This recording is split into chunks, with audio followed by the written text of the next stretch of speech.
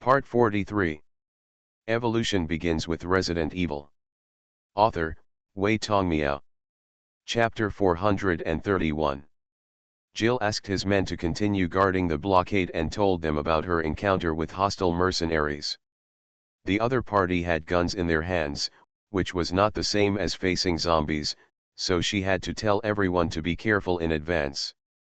Then she left the gap in the blockade to enter and exit the city, and asked all the way to the command post where Commander Yevsky was. Unlike the previous command post where only Ivan and Peter were in it, there were people coming and going in it, and it was very noisy. This was because Ivan needed a quiet environment to discuss things with Peter, and even gave orders by walkie-talkie or calling his adjutant. Especially because of his superiors, he had to be controlled by Peter, so he didn't want his men to see the situation and affect his prestige in the army. After Commander Yevsky came here, solved the emergency affairs, and understood the situation of the camp, he immediately set up his command center in the original monitoring room. After connecting multiple tents, it became a huge command post.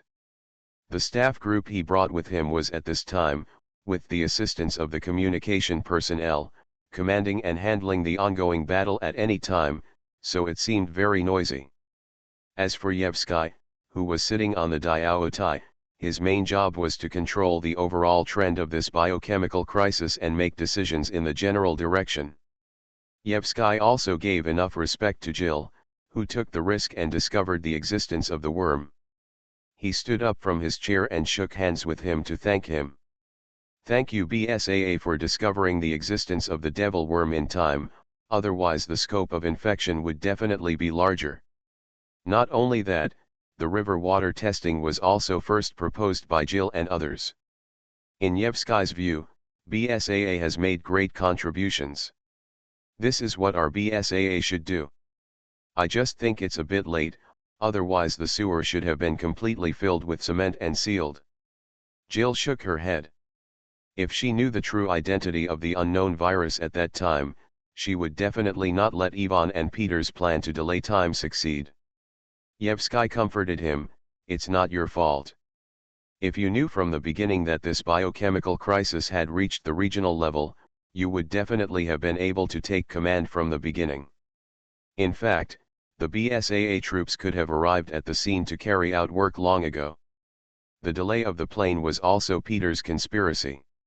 He continued, "Now let's focus our attention and work together to solve this incident. Are there any other gains in the worm-infected area?" "Yes, this is the worm sample I found in the investigation area." Jill took out 2 samples from his pocket. The worm in one of the test tubes was dead, while the worm in the other test tube was twisting slowly, hitting the wall of the test tube from time to time. In order to escape, the worm also secreted a lot of corrosive liquid, but the test tubes made by the BSAA Scientific Research Department were naturally not afraid of corrosion, so a layer of liquid accumulated at the bottom. These 2 samples were originally dead worms, and one of them was resurrected because it was not completely dead. However, the worm looked a little shriveled and listless compared to before, unlike the lively worms that attacked them. Yevsky's eyes lit up, and he immediately picked up one of the walkie-talkies with a scientific research label on it, and asked someone to come and get the sample. This scientific research department is composed of the BSAA and the Military Research Institute. By the way, I heard from my subordinates that the commander wanted to discuss the next plan with me."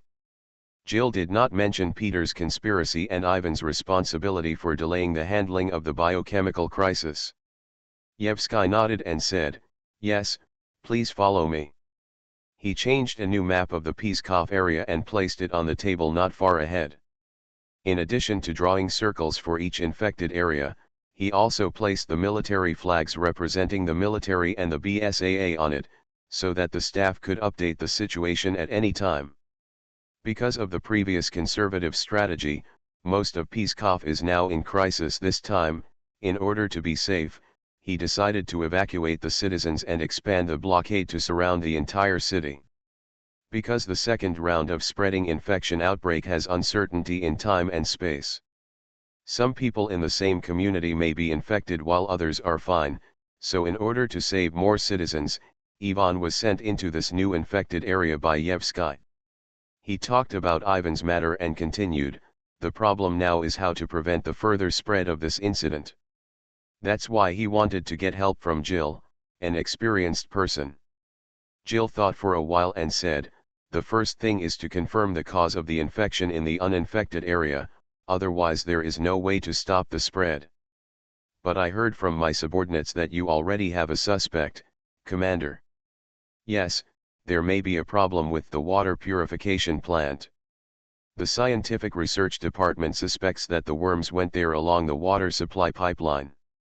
Well, whether it is true or not, the first goal of the troops you sent out to investigate should be to shut down the water supply system, and then let everyone drink only boiled hot water. There are two ways for worms to reproduce, namely oviparous and viviparous. Although it is not clear which one it is for the time being, no matter which one it is, drinking raw water will cause big problems. Since the citizens have to be evacuated anyway, shutting down the water supply in Pskov will not cause big problems. Yevsky nodded. Since he suspected that there was a problem with the water purification plant, he naturally issued relevant orders to prevent the problem from happening again. Gil continued with his suggestions. There is also the issue of the river.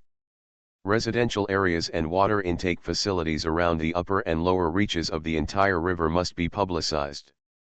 The river sampling personnel have been attacked by worms and turned into zombies. We have also made arrangements for this.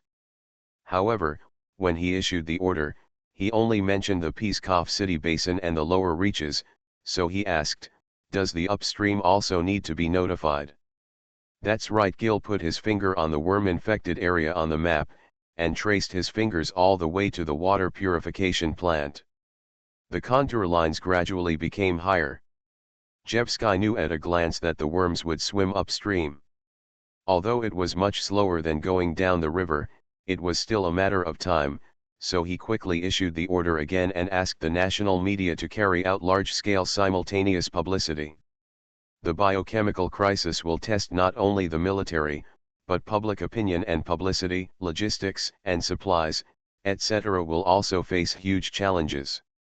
The light industry foundation of the Mouseong country is not very good, so the current president is also on the phone with people from the mysterious country, hoping to receive more basic material assistance. After the other party gave the order, Jill asked, has the helicopter set off? The order was not given by Yevsky, so Yevsky thought for a moment before remembering what the other party was talking about. It has been dispatched, but the helicopter pilot reported that the ogre you mentioned was not found. Before Gil could ask again, he said, but when the helicopter was patrolling to find the target, it found a huge cave in the area you mentioned, so he suspected that the monster was hiding underground.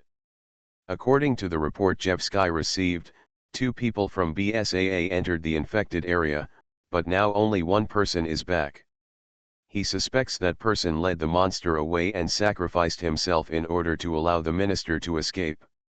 Therefore, he did not ask the other party where the other person had gone. Jill took out her phone and sent a text message to her boyfriend. Soon she received a reply from Luo Guang. She said, Commander, the monster is indeed hiding from the entrance of the cave. In the text message Jill just sent, in addition to asking about the ogre's situation, she also mentioned that she wanted to change her plan to conceal Luo Guang's actions. Because after getting along with Yevsky for a short time, she felt that the other person was a serious and practical person, and since Ivan and Peter had lost their real power now, there was no need to hide their whereabouts. Luo Guang's reply also agreed with her statement and answered her question about ogres. As soon as Yevsky saw the other party's movements, he thought for a moment and thought of a possibility. He asked in surprise, is the person who went into the infected area with you okay? It happened that the person sent by the scientific research team to take the sample was also there. After Jill gave the sample, she asked him to wait a moment. She had information to tell. She recounted what Luo Guang said, the ogre, no, we also encountered a mutant called Tall Man. It should be that these fusion mutants will have glowing weaknesses. As long as they are destroyed, the mutation will both the body and the worms inside it will die immediately. Then she answered Jevsky's question and said, my advisor also took advantage of this and beat the opponent away. But for the safety of the soldiers, I think this biohazard incident may require the support of tanks. Jevsky nodded. He would not believe it if one person could defeat the monster, but if the opponent had weaknesses, it was indeed possible for him to be beaten away. As for the latter's matter about tanks, he had already made arrangements for it. The Maoxiong Congress would make every effort to resolve this incident in order to promote its own military power, deter other countries, and prevent others from taking advantage of the domestic biohazard crisis. The researchers wrote down the things, asked Jill about the worm zombies and another person named Tall Man, and then left with the worm samples. On the other side, after hearing about the mutants' weaknesses, the staff officer with pricked ears also asked the communications soldier to inform the matter. It's going to be more and more troublesome, Gil said. The research department needs to develop pesticides as soon as possible. Jevsky nodded. After he learned about the spread of the infection, he held a small meeting with the researchers, and they also raised this point. Otherwise, the spread of the infection would not be controlled at all. He thought about something and said, the person who entered the infected area with you, what is his next plan? Commander, do you have any ideas? I want his help to go to the Peskov Research Institute of the Medvedev Pharmaceutical Company to find out anything related to this worm. Where is Director Peter? Speaking of this person, Jill suddenly remembered something and asked, if there is anyone who is most familiar with worms, it is him, and what about the researchers he rescued? Jevsky looked angry and said, those researchers were picked up by Medvedev Pharmaceuticals after leaving the infected area, and that bastard Peter ran away long ago when he saw that something was wrong. Because the biohazard was more important and manpower was a little tight now, he didn't send anyone to hunt down Peter. Is there any reply from Medvedev Pharmaceutical Company?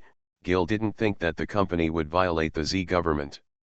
With a little pressure, the other party could hand over the survivors of the Peskov Research Institute. Other people were responsible for communicating with the company. I heard from the person in charge that those researchers had just gotten the worms and something went wrong just after the specific research started. There was no research at all.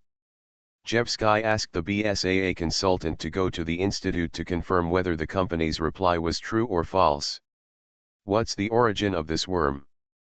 They don't know. Peter didn't tell. Jevsky didn't lie, but he knew the origin of the worm from another channel. The soldiers who cooperated with Peter to go to Canada had been arrested, and those who resisted were dealt with on the spot.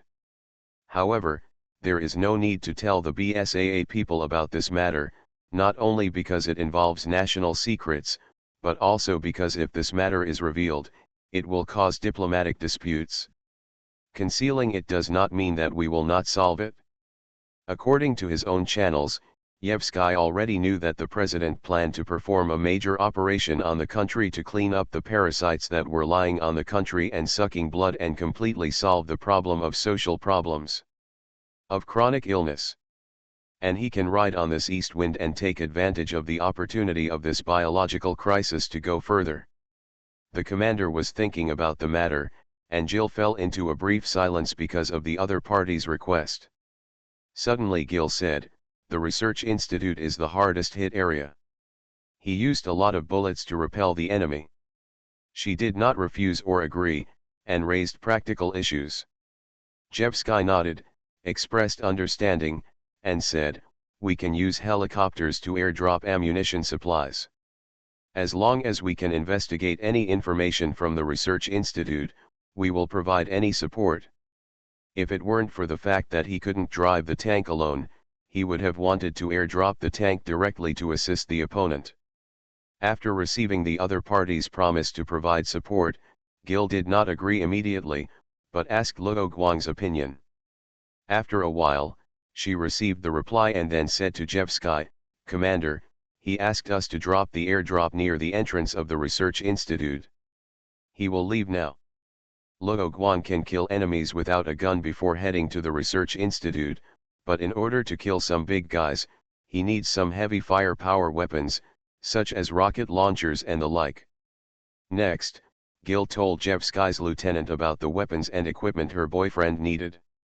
A PKM light machine gun and 2 RPG-27 rocket launchers, not counting the accompanying ammunition. Can he carry these things on his back? According to the intelligence received by Yevsky, the consultant in the infected area does not look as strong as his soldiers. Is that really okay? So he asked unconsciously. Gil replied, it doesn't matter. The rocket launchers are disposable. They are mainly used to deal with the ogre. Jevsky did not insist. There were a lot of things the other party wanted in the warehouse. Okay, there are also 9mm bullets loaded with Beretta magazines. This may take some time. There are still some reserves of 9mm bullets in the country. The problem is that there are not many magazines for the Beretta 92 FS series. It's not urgent. Gil looked at his phone and said, you can drop the heavy weapons first, and the pistol bullets later. She told what Luo Guang added. I understand. Jevsky nodded and gave the order through another walkie-talkie. After saying these things, Jill had one more thing to say, but it was not a high priority, so there was no need to mention it immediately, and that was the person Peter hired. After hearing this, Jevsky also understood why the other party mentioned this matter last, and replied, can they survive facing so many zombies? We have no plan to clean up the infected area now. At least we have to wait for your BSAA. It won't be implemented until the consultant leaves. More troops from the Bear Country and BSAA will come in the future. After that, he plans to take multiple actions to block the spread of infection, and at the same time send more elite teams to clean up various zombies. But I will let the people below pay attention to this. Jevsky didn't care about the life or death of those mercenaries, but he didn't want to be bitten by ants either. Meow, Omega, Evolution begins with Resident Evil author, Wei Tong Meow. Chapter 432. The battle between Luo Guang and the ogre was mainly divided into two parts. There was nothing much to say about the first half of the process, because the ogre's attack movements, which seemed very fast to ordinary people, were still as slow as an old lady in his eyes. In addition, the opponent did not have any fake moves, just a set of turtle punches dancing there, so he only needed to avoid the attack and then use various things he could find, such as the cement blocks that fell from the house when the opponent smashed it, to attack the opponent's weaknesses, and even saved bullets. What he didn't expect was that he had cleared 1/3 of the weaknesses on the ogre's body, and after breaking an arm, the opponent's body mutated again, and the body was directly reduced by half. At the same time, the arm grew again, and the weaknesses on the body were covered by thicker bone armor. But there was something else Luo Guang didn't expect later, that is, the enemy directly smashed through the road, drilled down, and escaped. Below the road is the sewer area, and the guy was barely able to move forward in the sewer after his body was reduced. If the opponent only moved on the ground, the situation would be fine, because he asked Jill to call for armed helicopter support. Even though Ivan was unable to send out a helicopter under Peter's control at the time, the blockade was full of mines, the soldiers responsible for defense also had heavy weapons, and heavy weapons such as armored vehicles and tanks could also provide support at any time, which could easily solve the ogre and hold the defense line. In that case, he would temporarily get rid of the enemy and then go around to his destination. But in the sewer area, the military's blockade force is relatively weak, so if Luo Guang doesn't care, there will definitely be casualties.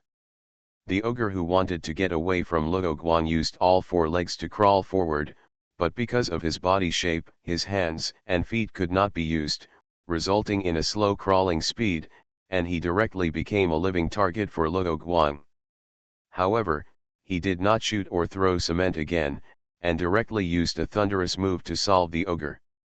The sewer is definitely not afraid of being monitored. At the same time, he found a large number of demon worms in the sewer area, and they immediately attacked him after he jumped down. Seeing this situation, he also thought about contacting Jill, but from the situation monitored by the Red Emperor, it was too late. The military's sewer blockade point had already found the figure of the demon worm. After Luo Guang dealt with the ogre, he left the scene and found an apartment to eat while loading the empty magazine of his pistol. The phone beside him vibrated. It was Jill, who wanted to change her plan and asked for his advice. After replying, he continued to load the bullets and manipulated the identity of Wu Song to negotiate with the military of the Bear Country to see if he could find a job. At GIMZ, the news that Victor had become stronger quickly spread. Caroline, who had previously suppressed him, was now completely suppressed by Victor, which caused some commotion. However, Luo Guang finally appeased everyone and did not recruit any more brothers. At the same time, he still played a role in monitoring Peter with the Shinra virus. Unexpectedly, he saw an old acquaintance in Peter's sight. Seeing the old acquaintance, he finally understood where Peter's hostility towards him and Jill came from. Luo Guang and Jill had multiple rounds of intelligence communication and confirmed that the Bear Country would provide him with supplies. He stood up and threw away all the bullet packaging.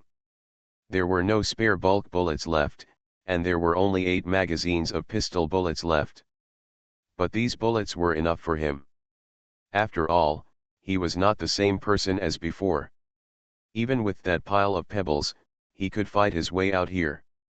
His absolute strength allowed the things he threw to cause enough power to kill the enemy with one blow. He asked the military to send weapons and ammunition, mainly to eliminate giant monsters like ogres. The first thing Luo Guang did after leaving the apartment was to recover the drone, and then release a fully charged drone again, while the previous drone returned to the beehive to charge. Hong Huang had reported to him that Jill would meet the mercenaries, but he had confidence in Jill, so he focused on dealing with the ogres at that time.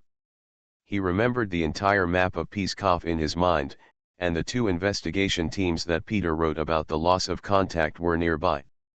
Thinking that the mercenaries were with Jill, he also confirmed by monitoring Peter that there was no backup plan by the other party, so Luo Guang decided to take a look along the way. There was nothing worth noting about one of the missing points, and he did not find anyone from the investigation team. After the members of the investigation team were attacked and disappeared, they would naturally become zombies and would not necessarily stay in the same place. Peter also used the trackers on those researchers to confirm their approximate location, so it was normal that he did not gain anything. Therefore, Luo Guang went there because it was on the way. His luck was pretty good today. When he went to another missing point, he finally gained something. Luo Guang saw the iconic cartoon image of the beekeeper organization printed on a large truck, and saw members of the investigation team in military uniforms nearby. One of them should be a researcher of the company based on his age and figure.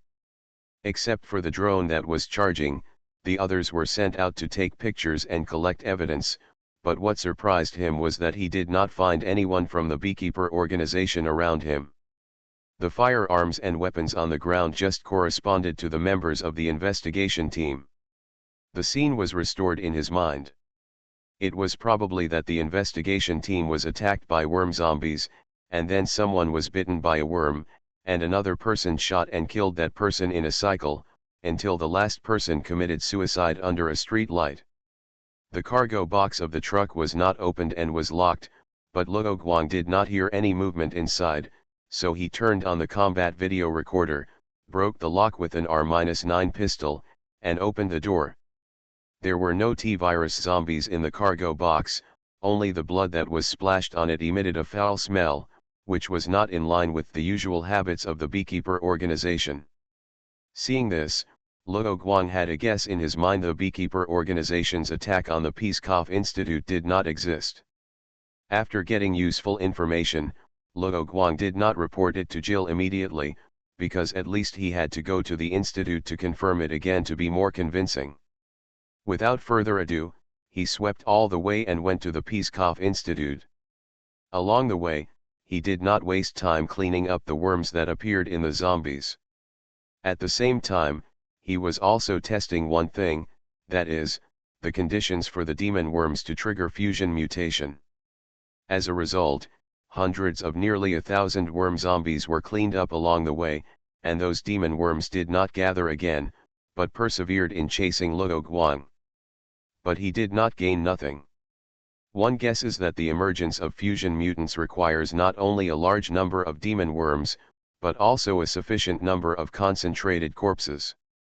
Simple demon worms cannot mutate into monsters such as ogres or tall people.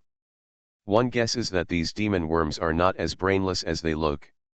He did not make much noise along the way, much quieter than the helicopter hovering in the sky, but from the perspective of the drone, more and more worm zombies and mutants were running towards his location. The escaping ogre also verified this from the side. While asking Hong Huang to send a message to Jill for him, he rushed to the street where the institute was located, and the military dropped supply boxes into his sight. The two Ka-50 armed helicopters covering the airdrop helicopters did not leave, hovering in the sky, always paying attention to the situation on the ground. The Ka-50 armed helicopter is the world's first close support armed helicopter with a single cockpit and the first helicopter equipped with an ejection life-saving seat. It belongs to the third generation and was only put into service in the Army of the Bear Country in 1995. In the Bear Country's army, which generally uses Mi-24 and other types of armed helicopters, Yevsky dispatched two Ka-50 armed helicopters at once to provide cover, which can be said to be very supportive of the B.S.A.S mission. Wow, so powerful! The driver also saw Luo Guang running in front of the zombies and exclaimed. He did not stop his work, pushing the joystick down, and with his other hand pressed the button for external loudspeaker, shouting, "We are here to cover you. Go and get the equipment." This was specially arranged by Yevsky. Since tanks could not be airdropped, it was also possible to use helicopters for cover. Luo Guang waved his hand to show that he understood, and then kept running in a straight line, clearing the worm zombies blocking the road all the way. Alexander, the pilot, called the pilot of another helicopter and said, "It's time for us to perform. I've been waiting for you to say this, Pushkin." The two of them had a tacit understanding.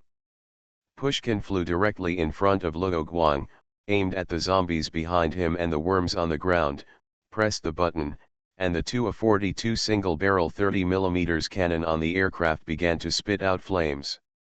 500 rounds of high-explosive shells were already thirsty and ready to smash their enemies at any time. The aircraft cannon can pitch and rotate 15 degrees up and down, and can slightly deflect left and right.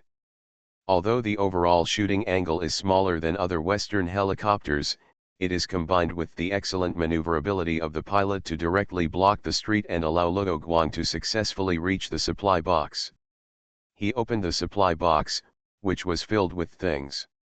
Just as he stuffed the PKM light machine gun spare belt box in the supply box into his backpack, the ground shook, and an ogre smashed the ground and crawled out not far away. "It's your turn." Pushkin directly raised the altitude and left the stage to his friend. Alexander quickly locked onto the enemy.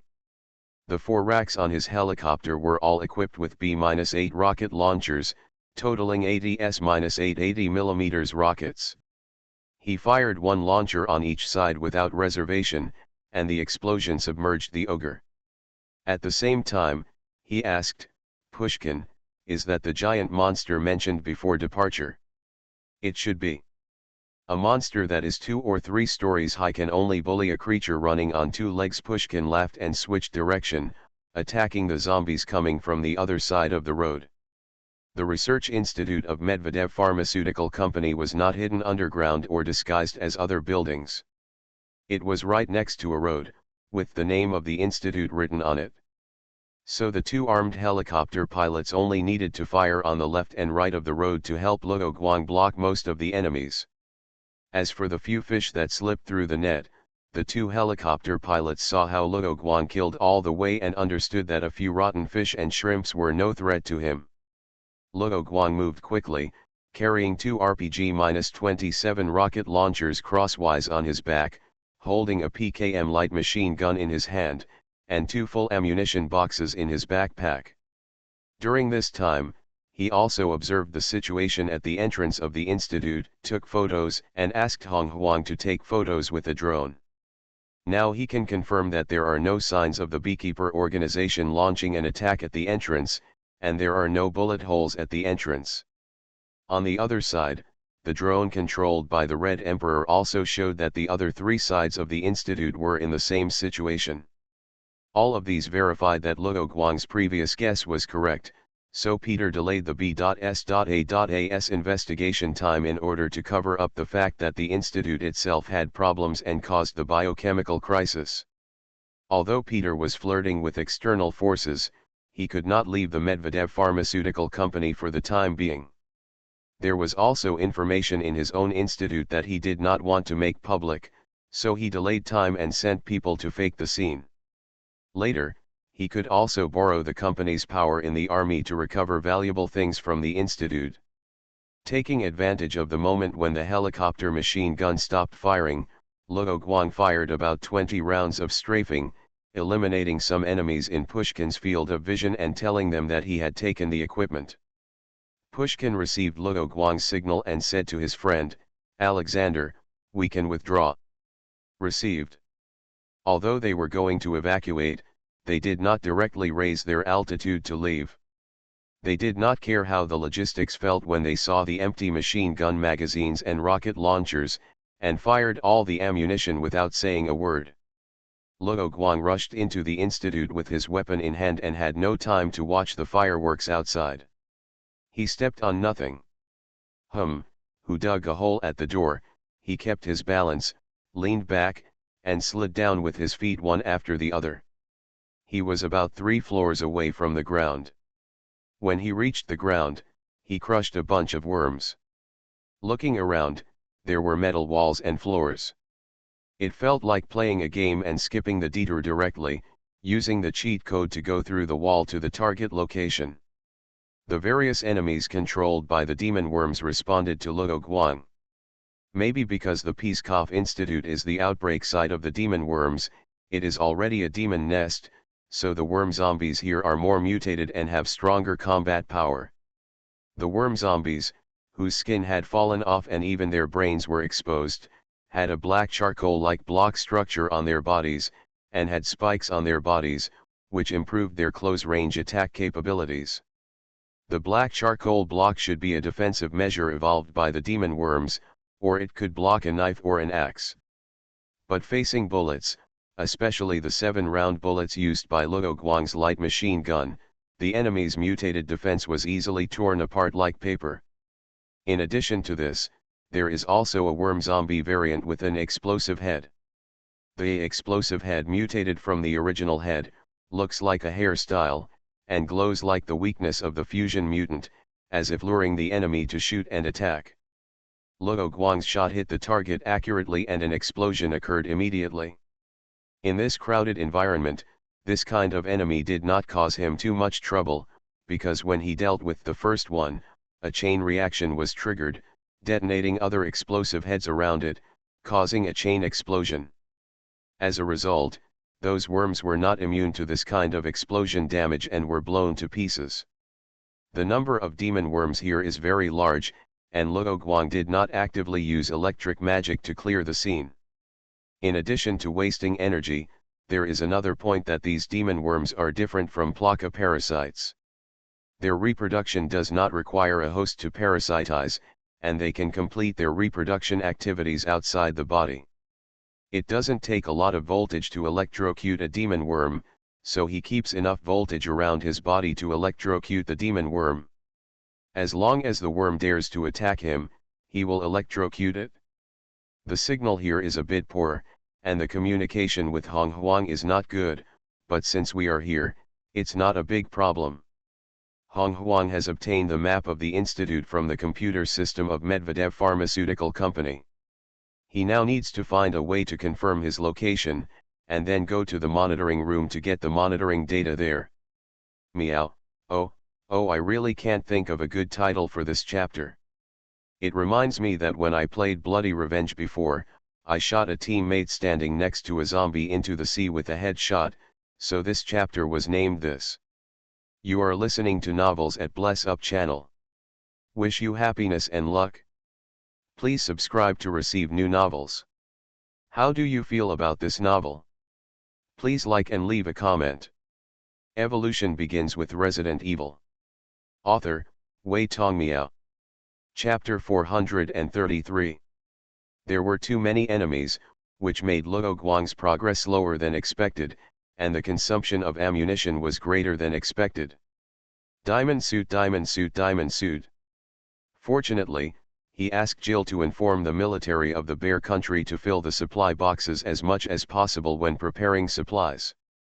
The light machine gun ammunition originally used to deal with large mutants was consuming rapidly, but the number of enemies did not decrease. At a glance, the end was still the strange heads of worm zombies. Judging from the time when the biochemical crisis occurred in Peacecoff City, the enemies eliminated in the battle, and the population resources that Harlan virus and T-virus took the lead, the number of zombies in this research institute should not be so many. Wandering around will not gather in this place. However, considering that the worm zombies may have a high intelligence, plus other previous speculations, perhaps the conclusion is very simple, that is, the demon worms did it intentionally and sent the host to their own nest. After all, if you want to create a powerful mutant, then the concentrated corpses can provide enough materials at one time. Many ants can kill elephants, but Luo Guang would not be so stupid as to not run away even though he knew he was no match for them. In terms of numbers, the number of worm zombies is not as large as that of the military of the Bear Country. When the general offensive begins, no matter how many mutants there are, they cannot stop the torrent of steel. However, he came to this institute to investigate the cause of the incident and find information about the devil worms, and also to get the handle of Medvedev Pharmaceutical Company. Not all pharmaceutical companies are bad, but all pharmaceutical companies are open to make money, and the most profitable business is written in the criminal law, so he did not leave to report back, but to find a way to deal with worm zombies. Luo Guang replaced the light machine gun with a new belt. Taking this opportunity, a mutant tall man punched the worm zombie blocking the way to the wall and rushed towards Luo Guang. In order to make it easier for the BSAA and the Bear Country military to distinguish and deal with it later, Luo Guang gave this mutant a new name, Ripper Tall Man. It was bigger and uglier than the tall man he saw on the street. Its body, including its weak points, was covered with bone armor everywhere. Its chest and back also had quills and thorns like those of a porcupine. Its originally sturdy arms were also covered with spikes, turning from a sledgehammer into a mace. The Ripper swept away the worm zombies blocking the road, roared, and the thorns on its chest shot towards the enemy in front of it like a shotgun. Luo Guang fired back almost at the same time. The upper limit of bone armor was there. Even if the thickness of the opponent's armor was 10 times, it might not be able to block it. So his target was naturally the opponent's weak point. The hemispherical weak point was still very obvious even when covered. When shooting, Luo Guang did not stand still. He did not shoot with his feet, so he naturally avoided and fought back. But the corridor space of this institute was limited. He avoided most of the thorns, so that most of the enemy's attacks fell on the worms behind him without hosts. Although the remaining few thorns hit Luo Guang, they didn't even break his face, let alone the hardened armor on his body. Hiss as the Ripper's weak point was blown up, a unique cry sounded. Then came a ball of acidic mucus mixed with sharp teeth, flying from the back of the worm zombie. Luo Guang raised his gun and shot at the acidic mucus. The acid ball that was blown up in mid-air exploded directly, and all the worm zombies below suffered, and the sharp teeth directly pierced their heads. A group of zombies fell down, exposing the enemy who launched the attack. The most iconic feature of this mutant is that a second pair of hands grows on both sides of the chest, and the weakness is in the middle of the second pair of hands on the chest, and like the Ripper, there are thorns on the back. It can fly over the eaves and walls. After being discovered by Luo Guang, it jumped directly onto the wall. The claws on its limbs easily pierce and hook the metal wall, so it is called Spider-Man. It is not known whether it was due to incomplete mutation or other reasons, but the free hands did not play any role when he was hanging on the wall, because Spider-Man launched another attack by directly spitting out the acid ball from his mouth. But the speed of the bullet was faster, and Spider-Man had just opened his mouth, and the acid ball was still in his throat, so his mouth took several bullets. The sharp teeth in this acid ball were not mixed in when it was secreted, but when it passed through the monster's throat, the sharp teeth in its throat naturally broke and then mixed into the acid ball.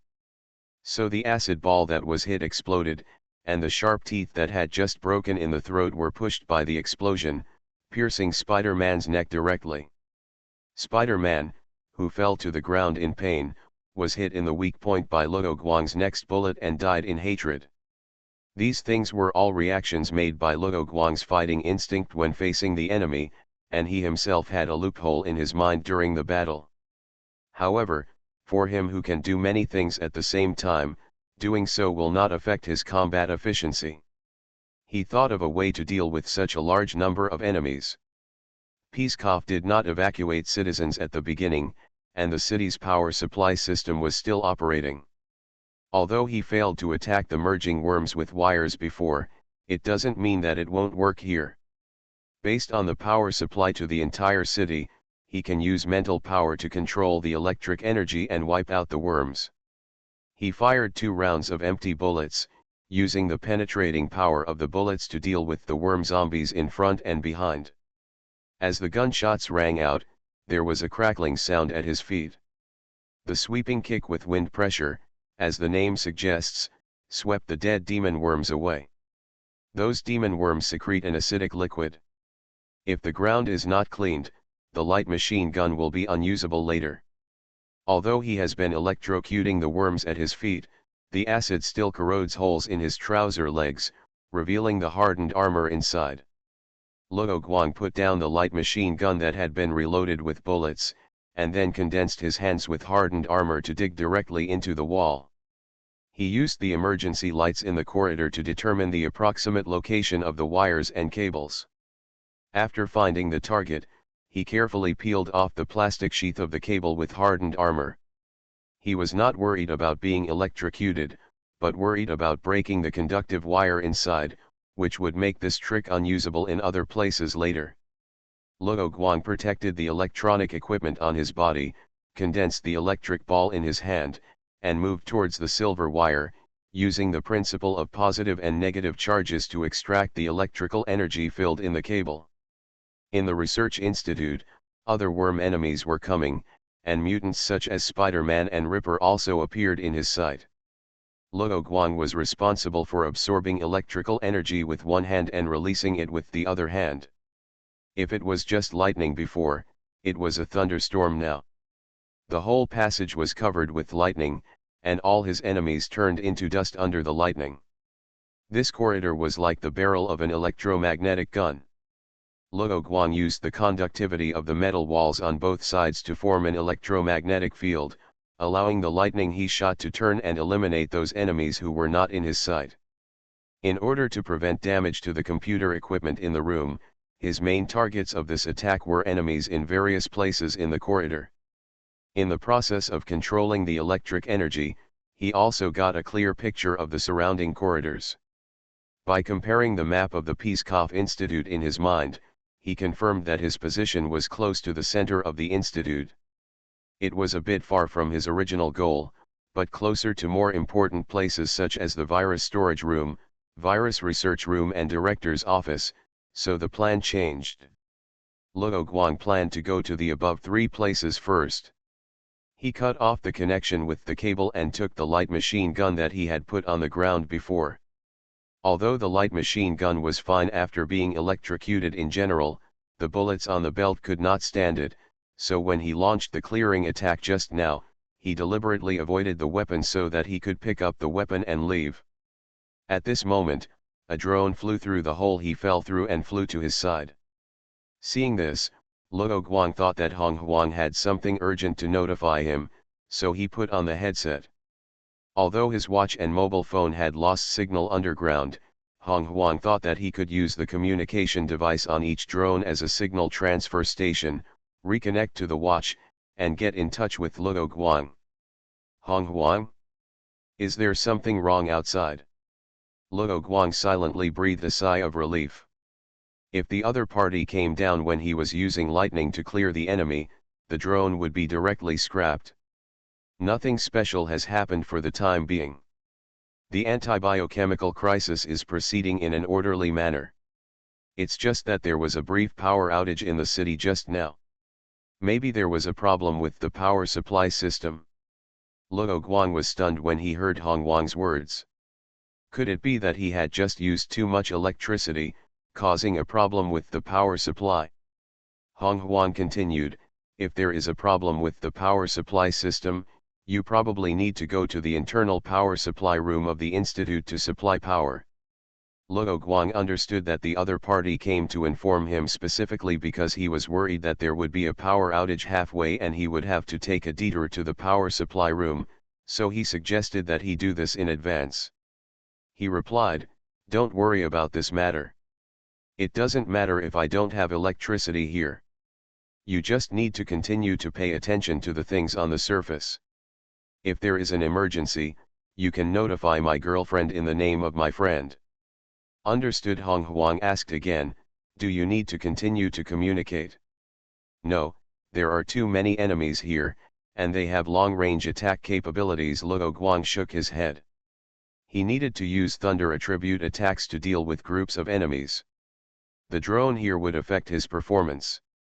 Received. After speaking, Hong Huang controlled the drone and left the institute. Luo Guang turned around and continued to move forward according to the original plan. He first came to the virus research room. After 2 or 3 kicks, the sturdy metal door was kicked open by him and fell to the ground with a bang, crushing the worms behind the door into meat paste. Dark blood mixed with mucus squeezed out from the edge of the door and splashed out. Looking around, there are worms here, but they are spreading from the ventilation equipment in the storage room, so there are no zombies and mutants. Luo Guang frowned as he looked at the dazzling array of virus storage cabinets, because he did not see any signs of damage in the cabinets here, but the virus samples inside were gone. Thinking of the T-virus and Harlan virus zombies that appeared outside, he guessed that the researchers here might have taken the virus samples away when the biochemical crisis occurred.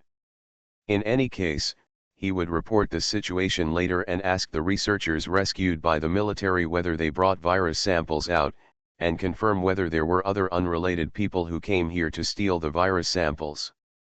After taking the photos, he began to go to the director's office, which was closer to the storage room, that is, Peter's office. However, when Luo Guang turned the corner, he found that the corridor over there was cut off in the middle, and a hole appeared in front of him and extended downwards. There is no ground subsidence. After digging so much, Luo Guang used a flashlight to check the situation of the hole and finally understood the reason.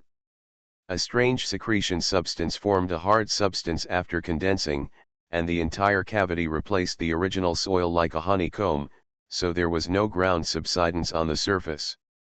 Luo Guang hesitated for a moment, and just as he was about to go down, something flew up from below and attacked him. Since the other party invited him so kindly, he couldn't refuse. While dodging the attack, he pulled out a straight knife with his left hand, and then inserted it into the retracted tentacle, and flew into the hole with the force of the other party's retraction.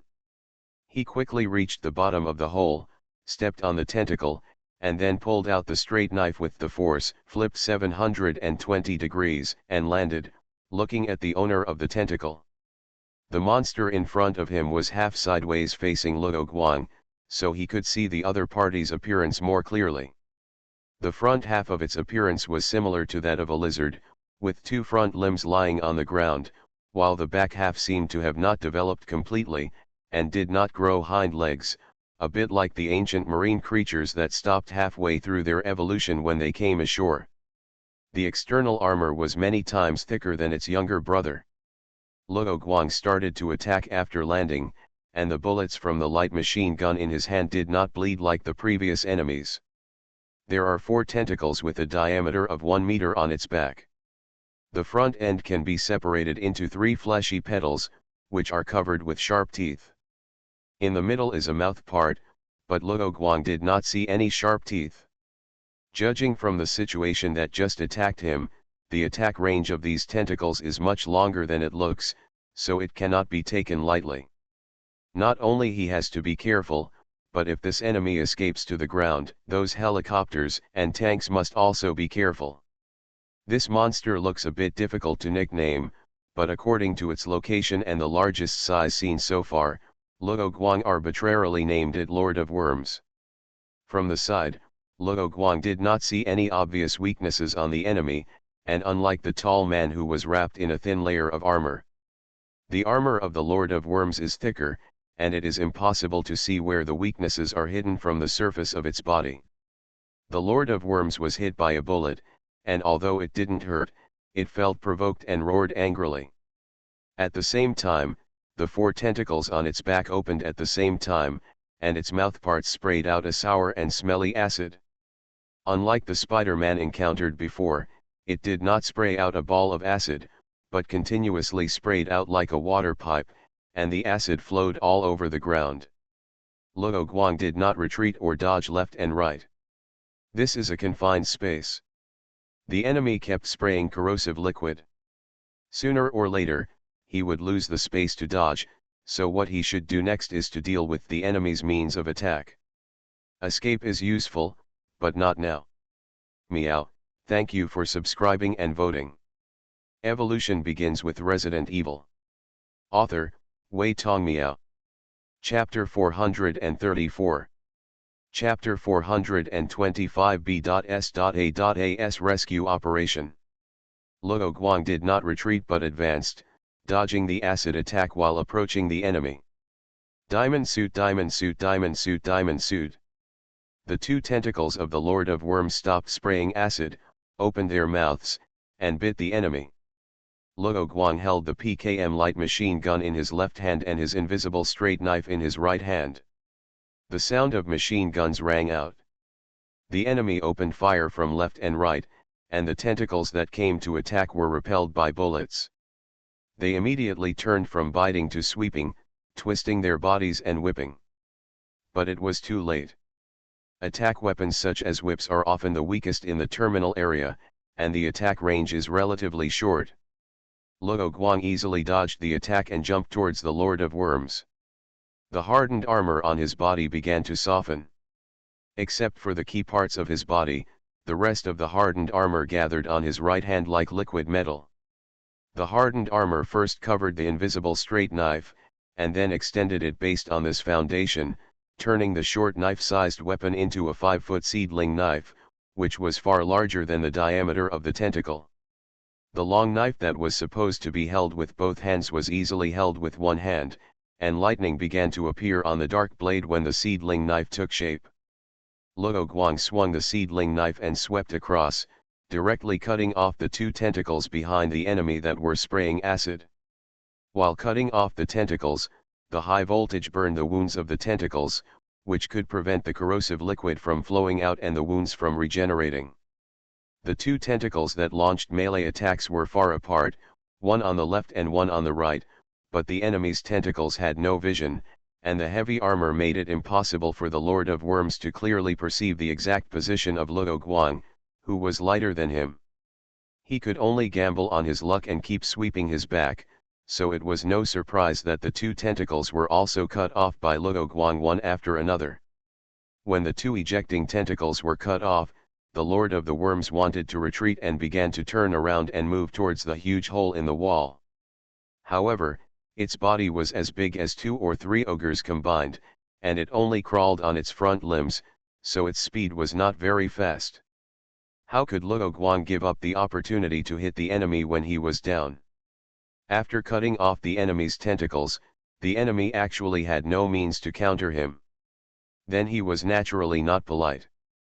He stood on the enemy's back and turned the original Miao Dao into a sledgehammer, and each hit was 80. He wanted to smash the enemy's turtle shell, find the weakness and reward the enemy with an RPG. The Lord of the Worms has never been so frustrated since he was born. It's not that it won't summon its younger brothers to stop the enemy who is making trouble on its back, but it itself is a mutation of a large number of corpses, so there are only a few worms left in the hole. In addition, most of the younger brothers in the research institute were swept away by Luo Guang, which made it fall into a situation where there were no soldiers available for a while.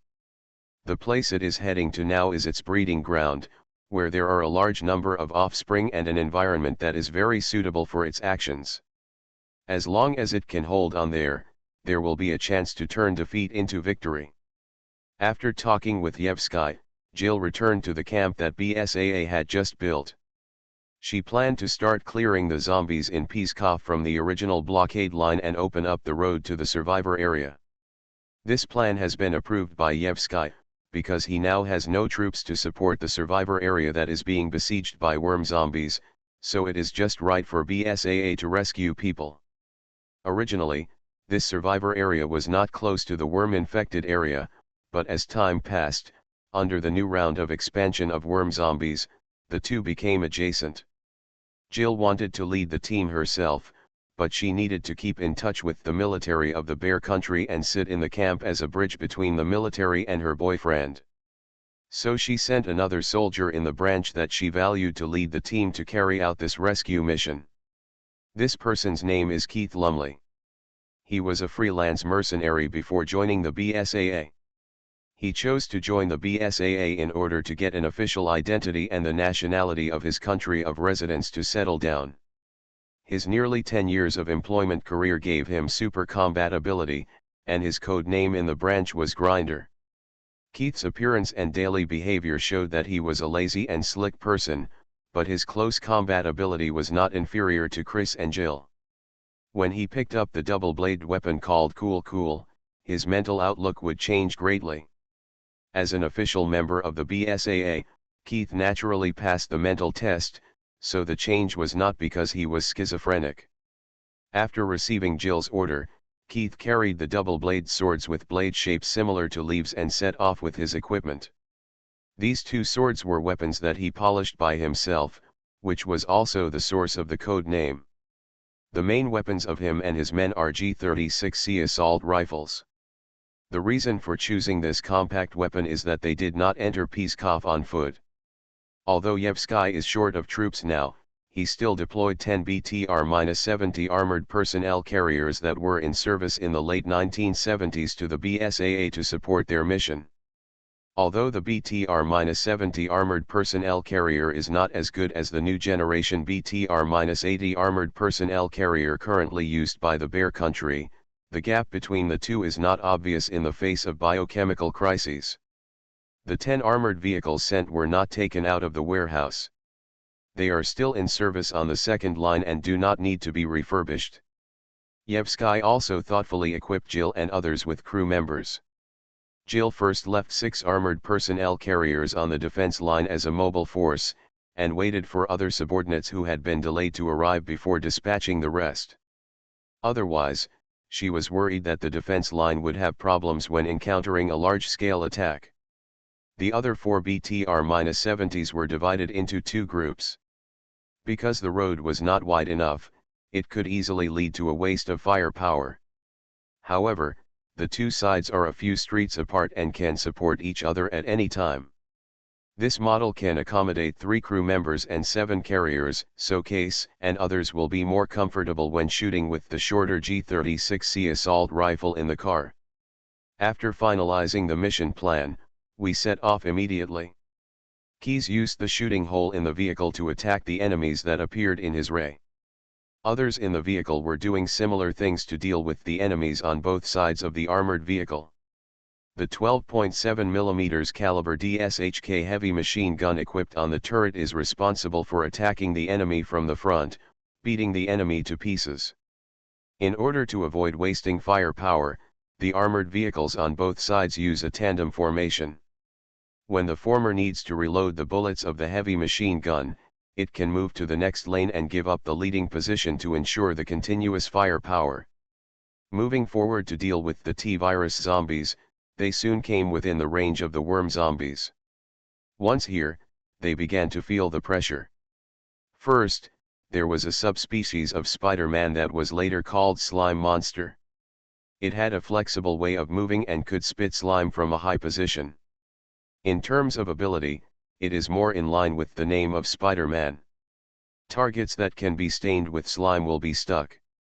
However, the stickiness of the slime can stick people in place, but in the face of two ZMZ-4905 gasoline engines with a total power of 240 horsepower, this stickiness cannot even slow down the advance of the armored vehicle, nor can it prevent the turning of the fort. But the problem is that these slimes cover the shooting holes, observation windows, and periscopes, resulting in increasingly poor visibility for the personnel in the armored vehicle. Fortunately, this model is equipped with many observation points, so that you will not be blinded. However, according to the intelligence they obtained before the mission, there are several threatening mutants. If the vision problem cannot be solved as soon as possible, they will easily overturn once they are approached. Keith made a prompt decision. After clearing a group of zombies around him, he led his team to leave the armored vehicle through the small doors on both sides of the vehicle body and began to coordinate with infantry and tanks.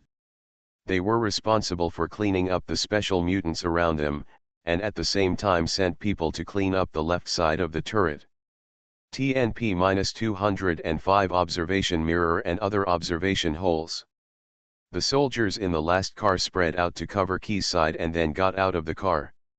Roars rang out from the supermarket nearby, and a bloated mutant covered in cysts and rotten flesh quickly ran out and rushed towards the armored vehicle in front of the queue.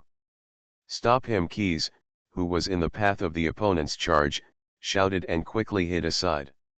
He also had to be careful to avoid the rays of his teammates to prevent him from being shot black. Everyone's position is different, so the shooting time is slightly different.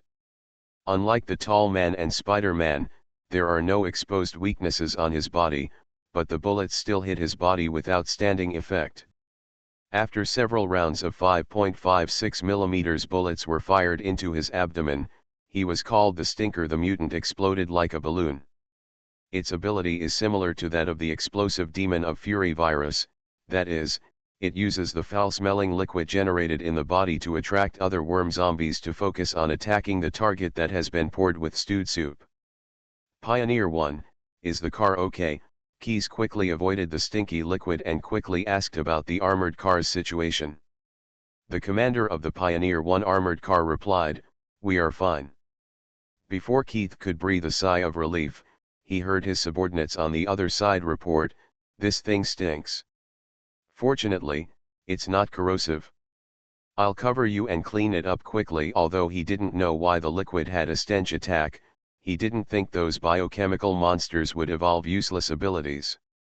Maybe it can attract more zombies like the explosive demon of Fury virus. The soldier who said this was originally cleaning the sight glass of the turret on the armored vehicle. Normally, he should be the first one to shoot, but he just thought about it, so he jumped directly to the other side of the armored vehicle. Armored vehicles are used to stop bullets, so they are useful. Just as the man said, after the Stinker exploded, more and more zombies appeared, and it seemed to stimulate the zombies, making those zombies more aggressive. Gunfire continued, and under Key's command, the armored vehicle's turret began to rotate and began shooting at the worm zombies swarming in the alley. There are worms on the ground. One of them was attacked by a worm, but they were all warned, so they installed leggings on their feet and successfully blocked this guy's attack. Case immediately considered whether to give up the plan of tank button collaboration. This armored vehicle has a 3 defense system and also has the ability to float, so it has good sealing and can block the intrusion of those demonic worms. However, to ensure complete sealing, all shooting holes must be closed, and observation can only be made using the periscope and the observation mirror of the turret. In this case, they can indeed go all the way, but if there is a demon worm on the car watch, they will lose the method of cleaning the car watch worm. Then when you go to the survivor area, you can easily bring the enemy in, and the armored vehicle becomes a Trojan horse. Keith decided to get rid of the worms around first and arranged his men to start the work of exterminating the worms. The soldier who was attacked by the worms before stepped on the unruly worms to death, and then took out the flamethrower from his back. Because the space in the armored vehicle was limited, there were only 2 soldiers with flamethrowers.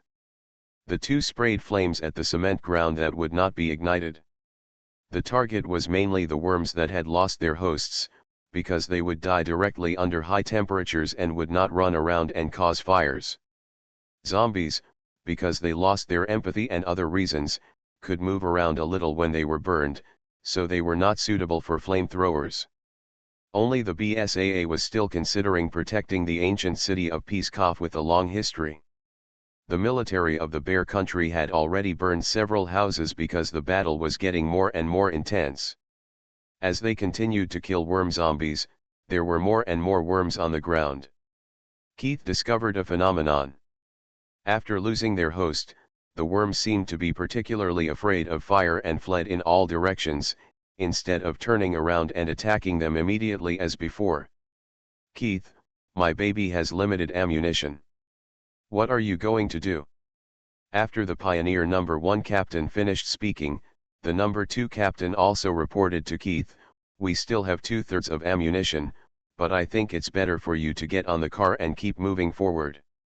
Keith, who had command authority over both crews, was about to answer when all the street lights that were still on around him suddenly went out.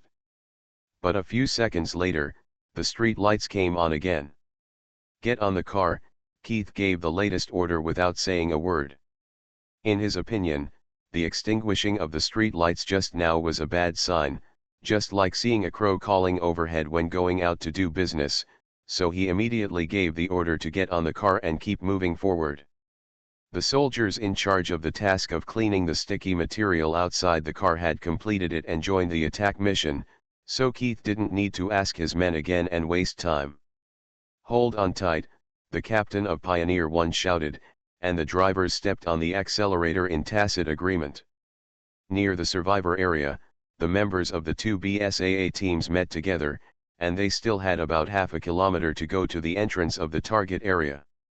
Keith was lucky and did not encounter any accidents, but there were casualties on the other side. A stinker covered with spikes fell from the roof and exploded like a fragmentation grenade. As a result, 1 was seriously injured and 2 were slightly injured. Fortunately, there was a portable hemostatic gun, which finally treated the wounds of the 3 people and saved the lives of the seriously injured. Keith, we need to arrange a helicopter to transport the seriously injured out immediately. After the meeting, the 2 sides went to the survivor area together, and the deputy captain immediately made suggestions to Keith. Got it, I'll contact the minister. Keith did not object and started the action. He got Jill's permission and got bad news from the other party.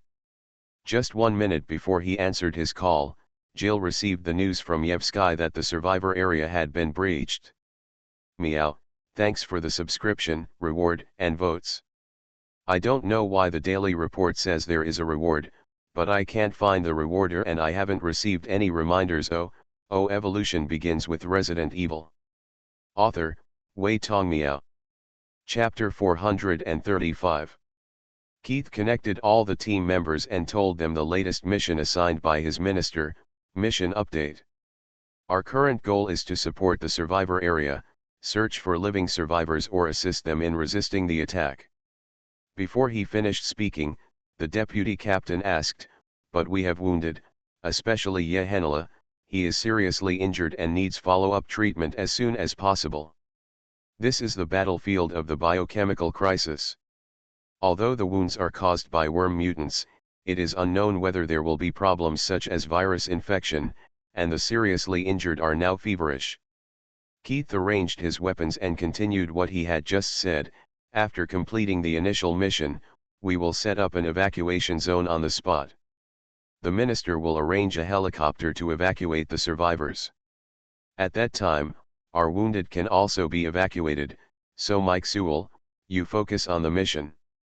I know the deputy captain turned his head and looked at the seriously injured comrade worriedly, and then said to the other two lightly injured, you watch him and pay attention to safety. I hope readers will remember our domain name Taiwan Novel Network rightward arrow. The two lightly injured soldiers still have a certain combat capability and have no fever. They nodded seriously. However, after 2 or 3 words of communication, Keith and others came to the survivor area and set up a defense line for the entrance and exit. The road here was originally blocked by heavy objects such as cars, but at this time a gap had been made in the middle by worm zombies. The armored vehicle rolled over the worms still alive on the ground and drove into the survivor area.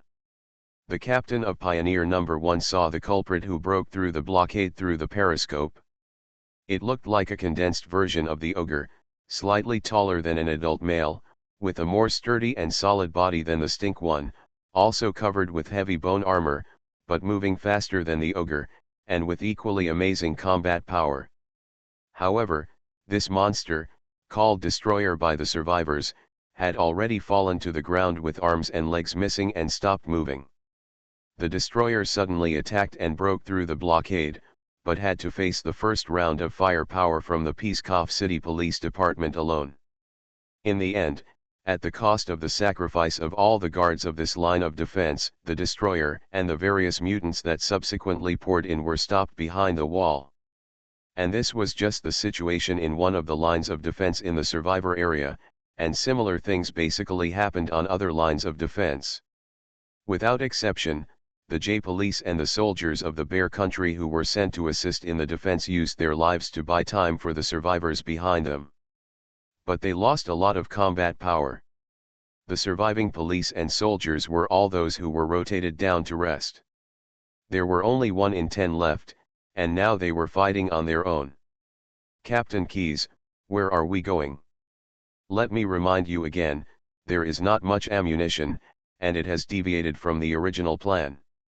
The original plan was to airdrop the ammunition needed for the armored vehicles after they arrived here, and then assist in defending the survivor area and gradually evacuate the survivors. Pioneer 1 asked this question because he didn't want to go around and run out of bullets, and could only use the armored vehicle to hit the zombies. Diamond suit, diamond suit, diamond suit, diamond suit. Keyes had an idea and said, look for survivors, and then go to the Peacecoff City Police Department. The driver nodded and directed the driver to drive the armored vehicle into the survivor area. Keyes and others were sitting in the car, and the sound of the engine roared in the car, but they still heard the increasingly obvious gunshots around them, and the occasional clanging sound of the armored vehicle being hit by stray bullets. Captain Keyes, see those survivors, they are fighting. The captain of Pioneer 1 used the periscope to find the survivors who were fighting.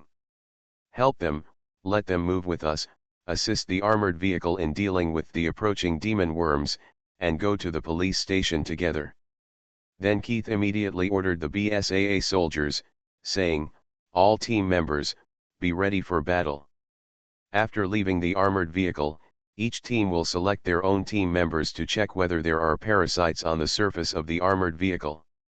Before, they planned to let the guards check whether there were worms outside the survivors' defense line. But Keith can only improvise and use the manpower that is already a little scarce to check. After a pause, he added, the 3 wounded will stay in the car. The current scene is actually not suitable for getting off the car, because it is very chaotic outside and there is a risk of stray bullets. But in order to save the survivors, those who heard this did not raise any objections. Got it? Without waiting for the armored vehicle to stop, Keith led the team to get off the car and start the mission. Holman. BSAA support is coming. Although the armored vehicle that Keyes and his companions were riding in was provided by the Bear Country, there was no obvious identification mark on it, so the survivor who spoke thought that all the people who came were BSAA after seeing the BSAA shoulder badge. Holman in that person's mouth was a doomsday survivalist who was prepared for any eventuality. When the biochemical crisis hit, Hoffman's various skills that he had honed for the doomsday were put to the test in this disaster. Before the police organized the citizens to defend, it was the kind-hearted him who led the survivors around him to survive.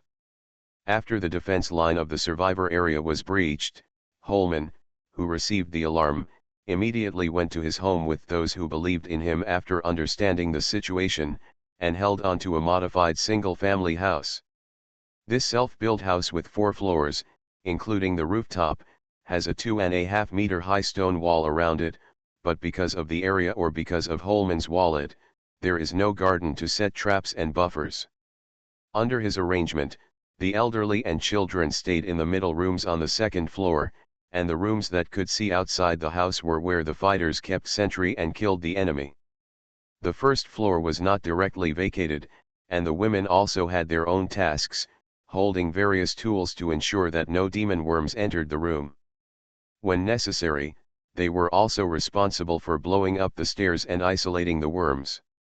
Holman, who was on the balcony on the 3rd floor, held an RPK light machine gun in one hand, pressed the launch button on the intercom, and said, "Fire flares. Raise the national flag." This was specially prepared for him to let the rescue helicopter or rescue team find him when the surviving area fell. Jim, who was on the rooftop holding a shotgun with a 4-fold scope to snipe the worm zombies, heard the order from the intercom. He immediately put down his shotgun, fired a red flare into the sky, then drew his sword and cut the rope on the guardrail beside him, and the flag of the Bear Country was also revealed. The sky was dyed red, and Case and his men soon noticed the flare, and finally noticed the survivors who were holding on in the distance. "Captain, there are survivors guarding the building at 2 o'clock. Let's go there to help first," Case immediately instructed the captain to go over. After confirming that there were no worms hiding on the surface of the car, they took the initiative to climb onto the armored vehicle and cover the survivors from a high position. The survivors who had no command and were like headless flies seemed to have found their backbone and gathered towards the convoy on Case's side. The captain who received the order used the car radio to let the survivors gathered around be careful of the armored vehicle turning, and asked the driver to drive over. Jim stood high and saw far. He immediately reported the situation to Holman, and then took his shotgun to deal with the worm zombies that approached the convoy because of the broadcast. Not far from the convoy, a man with a full beard was running with his wife and children towards the convoy on the BSAA side. A worm zombie was killed by Jim and fell beside him. With his heart beating non-stop, the man had no time to think, and he ran towards the convoy holding his wife's hand. Suddenly, he felt a sharp pain in his foot, and his first reaction when he fell was to let go of his hand to avoid pulling his wife down. The man, who only took a look at the wound on his foot and realized that he had been hit, shouted to the woman holding the baby with an unbelievable face, "Don't worry about me. Run." Although BSAA can help survivors resist the attacks of zombies and monsters, facing those demon worms that have lost their hosts and can only crawl on the ground, the survivors can only pay attention to themselves. After all, facing the survivors who keep coming to join the convoy, BSAA can't use flamethrowers to clear the field, and can't pay attention to whether there are black worms on the ground. The woman had tears in her eyes and kept shaking her head, but she couldn't say anything, and her feet stopped. She understood what her husband was going through. She had seen this many times after the survivors' defense line was breached, but she never dared to imagine that this would happen to her family of 3. Go, the man fell to the ground, turned his head, and continued to slap the worms crawling on the ground. These worms came from the zombies that Jim had just sniped. The baby in the woman's arms cried loudly, as if he also understood what was happening. A BSAA soldier greeted his teammates, jumped off the armored vehicle, ran over and pulled the woman's arm to take her back to the convoy. The wife looked at the crying child in her arms, looked at the approaching worm zombies and the BSAA soldiers who were dragging her, and finally looked at her husband who fell to the ground after solving the worms. Tears ran down her cheeks, she resolutely turned her head, and under the cover of the soldiers, she entered the team of survivors around the convoy. Other survivors also saw what happened to each other, and some kind-hearted people went to comfort each other. After the woman was safe, she wanted to look back at her husband, praying for a miracle. But someone who had experienced it stopped him, because watching loved ones turn into zombies and attack themselves would only make the scars in their hearts grow bigger. The BSAA soldiers who were standing on the top of the armored vehicle to cover the survivors saw the scene and shouted to get off the car and use flamethrowers to clean up the worms around. "Hold your position," Keith roared. "The ancient city is important, and human life is more important." But he didn't stop his men because of the ancient city, saying, "The firewall will also block the survivors' escape route. Everyone knows that the straight line distance is the shortest, but the time to bypass the firewall on the ground may also allow the survivors who could have survived to be caught up by the worms." The deputy captain shot a Spider-Man who climbed up the street lamp and said, "I'll take 2 people out to cover, so it's okay to use the flamethrower, right?" Keith thought quickly and felt that he couldn't lose the big picture because of the small, so he replied, "Wait until we get to the house over there. We have a lot of people to protect now. Those flexible or strong mutants need everyone to work together to deal with them." He didn't want the team to be dispersed and weaken his firepower. After all, there were already many survivors gathered around their convoy. Holman looked at the convoy that drove to his door and breathed a sigh of relief. When he saw the man with the highest military rank on the other side jumping off the armored vehicle and immediately walking into the house, he immediately directed the people below to open the door and asked others to take over his position for defense. Case entered the house, scanned the room for survivors, and shouted, "Who's in charge here?" The entire survivor area was filled with gunshots, and there was no need to stay quiet.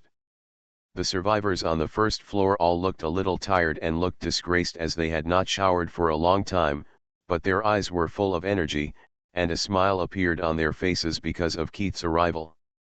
"It's me." Holman's voice rang above Case's head. He looked up and saw a middle-aged man with a strong build and square glasses walking down the stairs.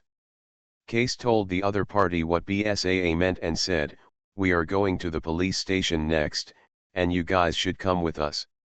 Holman thought for a moment and then said, "I don't recommend that you go to the police station." Without waiting for Case to ask, he gave the reason. A moment before those zombies launched an attack and broke through the defense line, there was a battle at the police station. Those worms got into the police station through some unknown channel, causing the police officers who stayed behind to be infected. The zombies took advantage of the empty space in the defense line to launch an attack. As a result, those who ran halfway rushed back to the defense line and died there. There were people in Holman's team who were responsible for contacting people in various places, and there were also people who were responsible for monitoring the police channels, so they knew about this. "But no matter what, there is enough space for us to land a helicopter." Keith shook his head and said, "We will clear out the zombies there. If you are just looking for a landing pad, the rooftop here is enough for a helicopter to land." Holman had considered these things when he bought land and built a house. He said, "The structure of this house has been specially strengthened. There is no worry about collapse. It only needs a little cleaning." He didn't know how long this biological crisis would last, so he led people to plant various vegetables on the rooftop and the balcony below to prepare for emergencies, so it needed to be cleaned. Although it is more than enough to accommodate a helicopter without cleaning, in order to facilitate the movement of survivors, they need a slightly wider space. Keyes did not reply. Their troops' ammunition had not been supplied. Even though they had loaded a lot of ammunition supplies into the armored vehicles when they came out, after fighting all the way, the ammunition was indeed not optimistic. So after thinking over and over again, he accepted the other party's suggestion. After the two parties communicated the details, Holman began to order people to move weapons and ammunition from the storage room to BSAA for supply, while he took people to the rooftop. Case contacted Gil, reconfirmed the location of the evacuation area, and informed the other party of the current situation in the survivor area. Holman was walking on the stairs when a sudden shock almost knocked him down. He quickly held onto the railing on the side and said in surprise, "Earthquake. This city is not in an earthquake zone, so how could there be such violent tremors?" With his eyelids twitching and an uneasy premonition in his heart, Holman rushed to the rooftop before anyone else. "Holman! Look there," Jim, who had been on the rooftop, called his name. Looking in the direction the other person pointed, Holman opened his mouth wide and shouted, "Oh my God! Meow, thanks for subscribing and voting me out. You are listening to Novels at Bless Up channel. Wish you happiness and luck. Please subscribe to receive new novels. How do you feel about this novel? Please like and leave a comment." Evolution begins with Resident Evil. Author, Wei Tong Miao. Chapter 436. Luo Guang smashed through the heavy bone armor on the back of the Worm Lord, but did not see any weaknesses. He also found that the degree of fusion mutation of the Worm Lord was very high. 69shux. Com. This monster is not like other mutants. The fusion surface can be seen to be made of human corpses. The Worm Lord now does not know where to escape, so Luo Guang softened the hardened armor hammer and turned it into a full cover armor, preparing to attack from another place. Jumping to the direction of the opponent's advance, Luo Guang took out a rocket launcher behind him and prepared to break a piece of the opponent's mouth. The Worm Lord roared again, and the open mouth just exposed the two weaknesses inside to Luo Guang. This monster has a certain intelligence. It is not that it does not know that the position of its weaknesses may be exposed, but it needs to call some helpers to come and hold the enemy. Luo Guang took this opportunity to fire the rocket launcher and hit one of the weaknesses.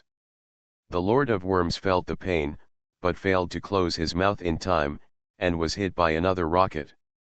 But after successfully blowing up the two weak points in the Lord of Worms' mouth, the enemy did not fall down, but ran a little faster, and did not turn around, fleeing to the depths of the cave. Luo Guang avoided the enemy's body pressing on him, and replaced the second-to-last ammunition belt box in his light machine gun. The Lord of Worms' firm escape direction made him confused. Before he could make the next move, support appeared, but it was from the Lord of Worms. A large number of worms surged over like waves, as if to drown Luo Guang. However, he had already prepared full-body defense measures, so he was not afraid at all.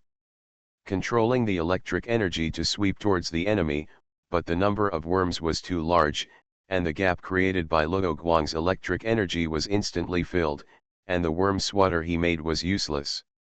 These worms seemed endless, and they continued to block Luo Guang's steps. He also tried to ignore those things, but the moment he jumped over and landed, he was submerged by worms. He needed to consume some energy to create lightning to clean up the worms attached to his body. It has only been 2 or 3 days since the outbreak of this biochemical crisis, but the demon worms have multiplied so much. In this case, even if the Lord of Worms is solved, it will be useless. As long as one worm escapes from here, it can cause another disaster at any time. The Lord of Worms is not fast. Although Luo Guang was delayed by the enemy, he still caught up with him. Came to a cave that was smaller than the previous one. But unlike the previous one, Luo Guang could see that this was not dug by the Lord of Worms, but a natural underground cave with natural stalactites on it, and the walls around it were covered with demon worms. Half of the ground in this cave is covered with water, and it is not easy to confirm the water depth due to the light problem. But after the Lord of Worms came here, he slipped into the water very smoothly and disappeared on the water surface without any obstacles. Luo Guang knew the depth and size below. He immediately waterproofed the electronic equipment on his body, which was actually to seal it with hardened armor and then integrate it with the armor on his body to fix it. At the same time, he also controlled the electrical energy to clear the dense demon worms on the ground. When the Lord of Worms entered the water, Luo Guang also found that there were worms splashing out with the water. The dark pool was probably full of worms. But Luo Guang did not hesitate, and quickly waterproofed and jumped into the water. The first feeling he had when he jumped into the water was not cold, but nausea. The worms attacked him immediately after he jumped in. Luo Guang took defensive measures and observed through the fine net made of hardened armor. The worms could not break through the defense even if they broke their teeth. The duck feet made of hardened armor allowed him to move quickly underwater and catch up with the Lord of Worms. But the opponent's movement speed in the water was not slow. He also understood why the Lord of Worms was half evolved, just to move like a fish in the water. Luo Guang swung his legs, chased after him, inserted a straight knife into the enemy's back, and then climbed up.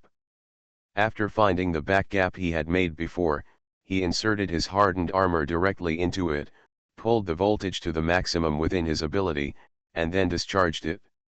He didn't use this trick before because it consumed a lot of energy compared to directly breaking the enemy's weakness. The dark underground river was illuminated by the electric light, and the electrolyzed water produced a large number of bubbles.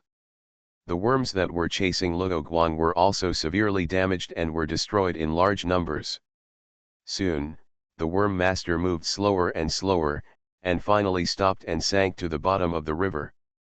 Luo Guang breathed a sigh of relief. He didn't have any other way to make up for it. He had an eternal toxin in his ability, but he had used it once before when he destroyed the corpse in Harlan City, so he didn't want people to find crystals related to the eternal virus from the body of the worm master. Moreover, Luo Guang didn't know the effect of the eternal toxin on the demon worm, so he gave up this for the time being. After all, if the worm master dared to leave the underground, the army would definitely give it a beating.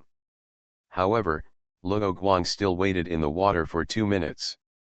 When he saw no movement from the Lord of Worms, he continued to move forward while the demon worms had not completely caught up with him. He wanted to confirm where this underground river led to, but he only swam about 1 kilometer before he arrived at the Vilikaya River. The signal here was better than that of the research institute. It was the Red Emperor who contacted him based on the tracker to inquire about the situation and let him know where he was. However, Luo Guang knew his approximate location while swimming, but he didn't expect that this underground river actually led all the way to the Vilikaya River in Pskov City, without any turns in the middle. Diamond suit, diamond suit, diamond suit, diamond suit. He thought of the worms in the cave. If a large number of worms entered the river, it would be a big trouble. There were signs and cases of attacks before, but Luo Guang didn't expect the situation to be so serious and the worms to reproduce so quickly. So he didn't flow to the surface to breathe, but turned around and went to the junction of the underground river and the Vilikaya River, attacking the rocks above, thinking about temporarily blocking it. It's hard to punch underwater, but he still managed to collapse the junction. After confirming that the mud, sand, and stones blocked it, he stepped on it a few times to reinforce it. Next, the military of the Bear Country needs to cooperate to complete the blockage, and then rush in from the research institute to clean up all the demon worms. This is just a delaying tactic. The worms that have entered the underground river are not easy to clean up. When he was doing this, he was also paying attention to the situation in the Vilikaya River. The river fish had been killed and were controlled by the parasitic worms to attack him, but the number was not large, much less than that of the institute. After Luo Guang dealt with the worm fish, he used his equipment to catch a few worm samples. He was ready to change his next plan. Luo Guang climbed up the river, found a safe place to clean up the demon worms that were clinging to him and didn't want to leave, dried the diving suit made of hardened armor, and put it back on. He also put on all the waterproof things wrapped in hardened armor one by one, so that others would not think that he had been in the water when they saw him. What's the situation now? After doing this, Luo Guang contacted Hong Huang and learned about the current actions of BSAA. Hong Huang then told the military about the situation, saying, the blockade of the two bridges on the side of the Bear Country's army was attacked from front and back by zombies, and there were many casualties. Fortunately, the helicopter support arrived in time to defend it. There is one more thing. Luo Guang left the room with a straight knife and asked, "What is it?" After the worm zombies dealt with the Harlan zombies and the T-virus zombies, they acquired the abilities of the other party by gnawing. I have confirmed that a small number of Harlan zombies and T-virus zombies were directly parasitized by worms. This demon worm is too adaptable to the virus. Luo Guang thought to himself and asked, "Is there an accurate location of those zombies?" He was communicating with Hong Huang while eating energy food. Hong Huang replied, "The number of drones is far less than the number of enemies, so I only confirmed the situation and did not track further." She explained why she did this. The entire city of Pskov needs to observe the situation, so we can only give up this part temporarily. I know Luo Guang was about to give a new order to Hong Huang when he felt the faint vibration from the ground. He went directly to the rooftop and looked in the direction of the epicenter. The Lord of Worms was still alive. He broke through the surface from underground, broke through the river bank, and rushed to the Velikaya River, making a huge noise. Jill, who was in contact with Keith, also felt some subtle vibrations, so she asked the other party to prepare for evacuation, while she went to find out what happened. Buzz, buzz. The phone in her pocket made a special vibration sound. It was Luo Guang's call. "Jill, did you feel the vibration?" What happened? Jill's first reaction was that this motive was related to Luo Guang. Because a large part of the Pskov Institute that the other party was going to was underground. She thought of those pharmaceutical companies who like to self-destruct the most, and hurriedly asked, could it be that the institute self-destruct? Luo Guang changed his place and stood on a 7-story office building, observing the situation of the Lord of Worms. On the other side, Hong Huang also reported to him one thing: many buildings collapsed in the area around the Pskov Institute due to ground subsidence, so the vibration was so obvious. After a brief thought, he replied, there was a collapse at the institute, and the enemy's boss, the Lord of Worms, appeared on the surface of the Velikaya River. You contact Yevsky first to concentrate firepower to deal with the enemy. I have something urgent to say later. You talk about the urgent matter first, Jill continued. Yevsky will definitely do his best to deal with the enemy when he sees that big guy. Being able to talk to her means that the other party is fine, so Jill got straight to the point and didn't waste time asking her boyfriend if he was okay. Luo Guang replied, okay. I found the enemy's nest and the Lord of Worms under the institute. He first told Jill his 2 guesses about the conditions for the emergence of mutants and the enemy's intelligence, and then said, but no corpses were found in the nest, so I suspect that the huge monster is actually a fusion of many corpses, and it is also commanding those zombie monsters. Although it sounds like there is still a long paragraph, Jill did not interrupt. Later, I destroyed the enemy's tentacles and 2 weak points in its mouth, but it did not die. It went all the way to the depths of the cave and finally came to a pool of water full of demon worms. Luo Guang spoke quickly, saying, the Lord of Worms escaped from the water. You said before that worms had appeared by the river, and it is very likely that they entered the Velikaya River from there. Gil finally understood what the other party was in a hurry for. Huge monsters can indeed cause a lot of casualties in movies and TV shows, and even bring doom to mankind, but this is not a movie or TV show. The giant monsters are just targets for various heavy weapons of the military. Even if its weak points are not breached, it is impossible for the Lord of Worms to withstand repeated attacks from fierce artillery fire. In biohazard events, the smaller the objects, the more dangerous they are.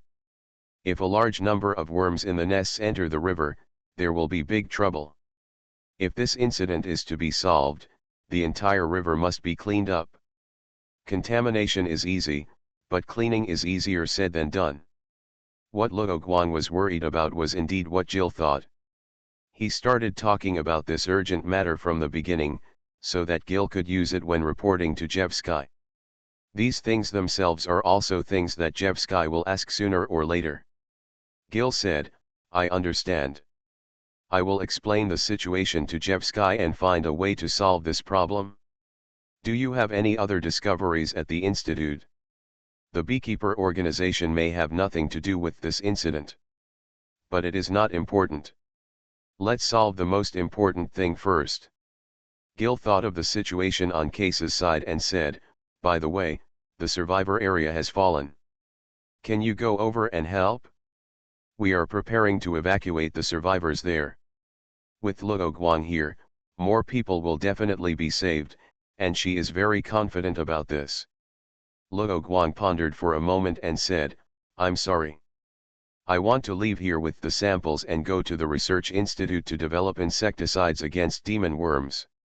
This is his new plan. It is not difficult to kill the worms. The difficulty is how to kill the worms without causing harm to the ecosystem and environment. The vitality of those devil worms is stronger than most creatures in nature, which results in pesticides that are too toxic to kill various creatures in the river.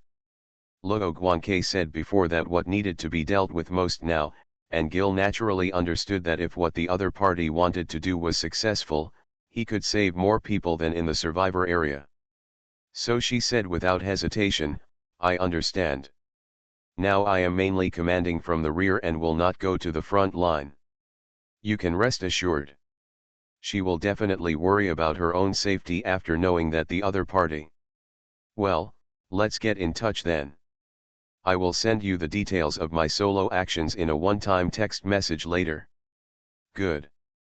Gil hung up the phone and looked at his assistant. When Luo Guang called just now, the phone in the command post also rang. It was Yevsky. The assistant answered the phone, and the other party did not wait or ask Jill to hang up the phone on her end. She only asked her to tell Jill to call him back later. 3 minutes later, Gil, who received Luo Guang's text message, called Yevsky and said, Commander, our BSAA has made a major discovery and needs to take immediate measures to prevent the situation from deteriorating further. Meow, thanks for subscribing and voting meow. Evolution begins with Resident Evil. Author, Wei Tong Miao. Chapter 437. Gil's words made Yevsky hold back what he had prepared to say, and asked, What did you find? The commander's call to me should be related to the Lord of Worms that appeared on the river, right? Lord of Worms. Do you know where that monster came from? Yevsky did not answer yes or no, and asked about things that interested him. He did intend to discuss with Jill about the sudden appearance of the big monster. After all, B.S.A.'s antibiochemical experience is much higher than his side, and he wanted to ask the other party if they had any experience in dealing with large monsters. But the appearance of the Lord of Worms is very urgent, and the best attack opportunity cannot be missed when this kind of monster that can burrow into the ground appears. So Yevsky will not waste time waiting for Jill to call back. He has already issued orders to his staff, and his staff quickly gave a combat plan and began to implement it. The plan of the military of the Bear Country is also simple and crude, concentrating firepower and hitting the enemy into slag with one wave of output, so they must be prepared first and strive to eliminate the enemy with one wave of output. Therefore, Yevsky felt that there was no need to ask BSAA for advice, just go all out. Jill waved her hand to let the assistant who received the latest instructions go to do his own thing first, and said, The Lord of Worms is a monster that mutated and fused in the underground of the Research Institute.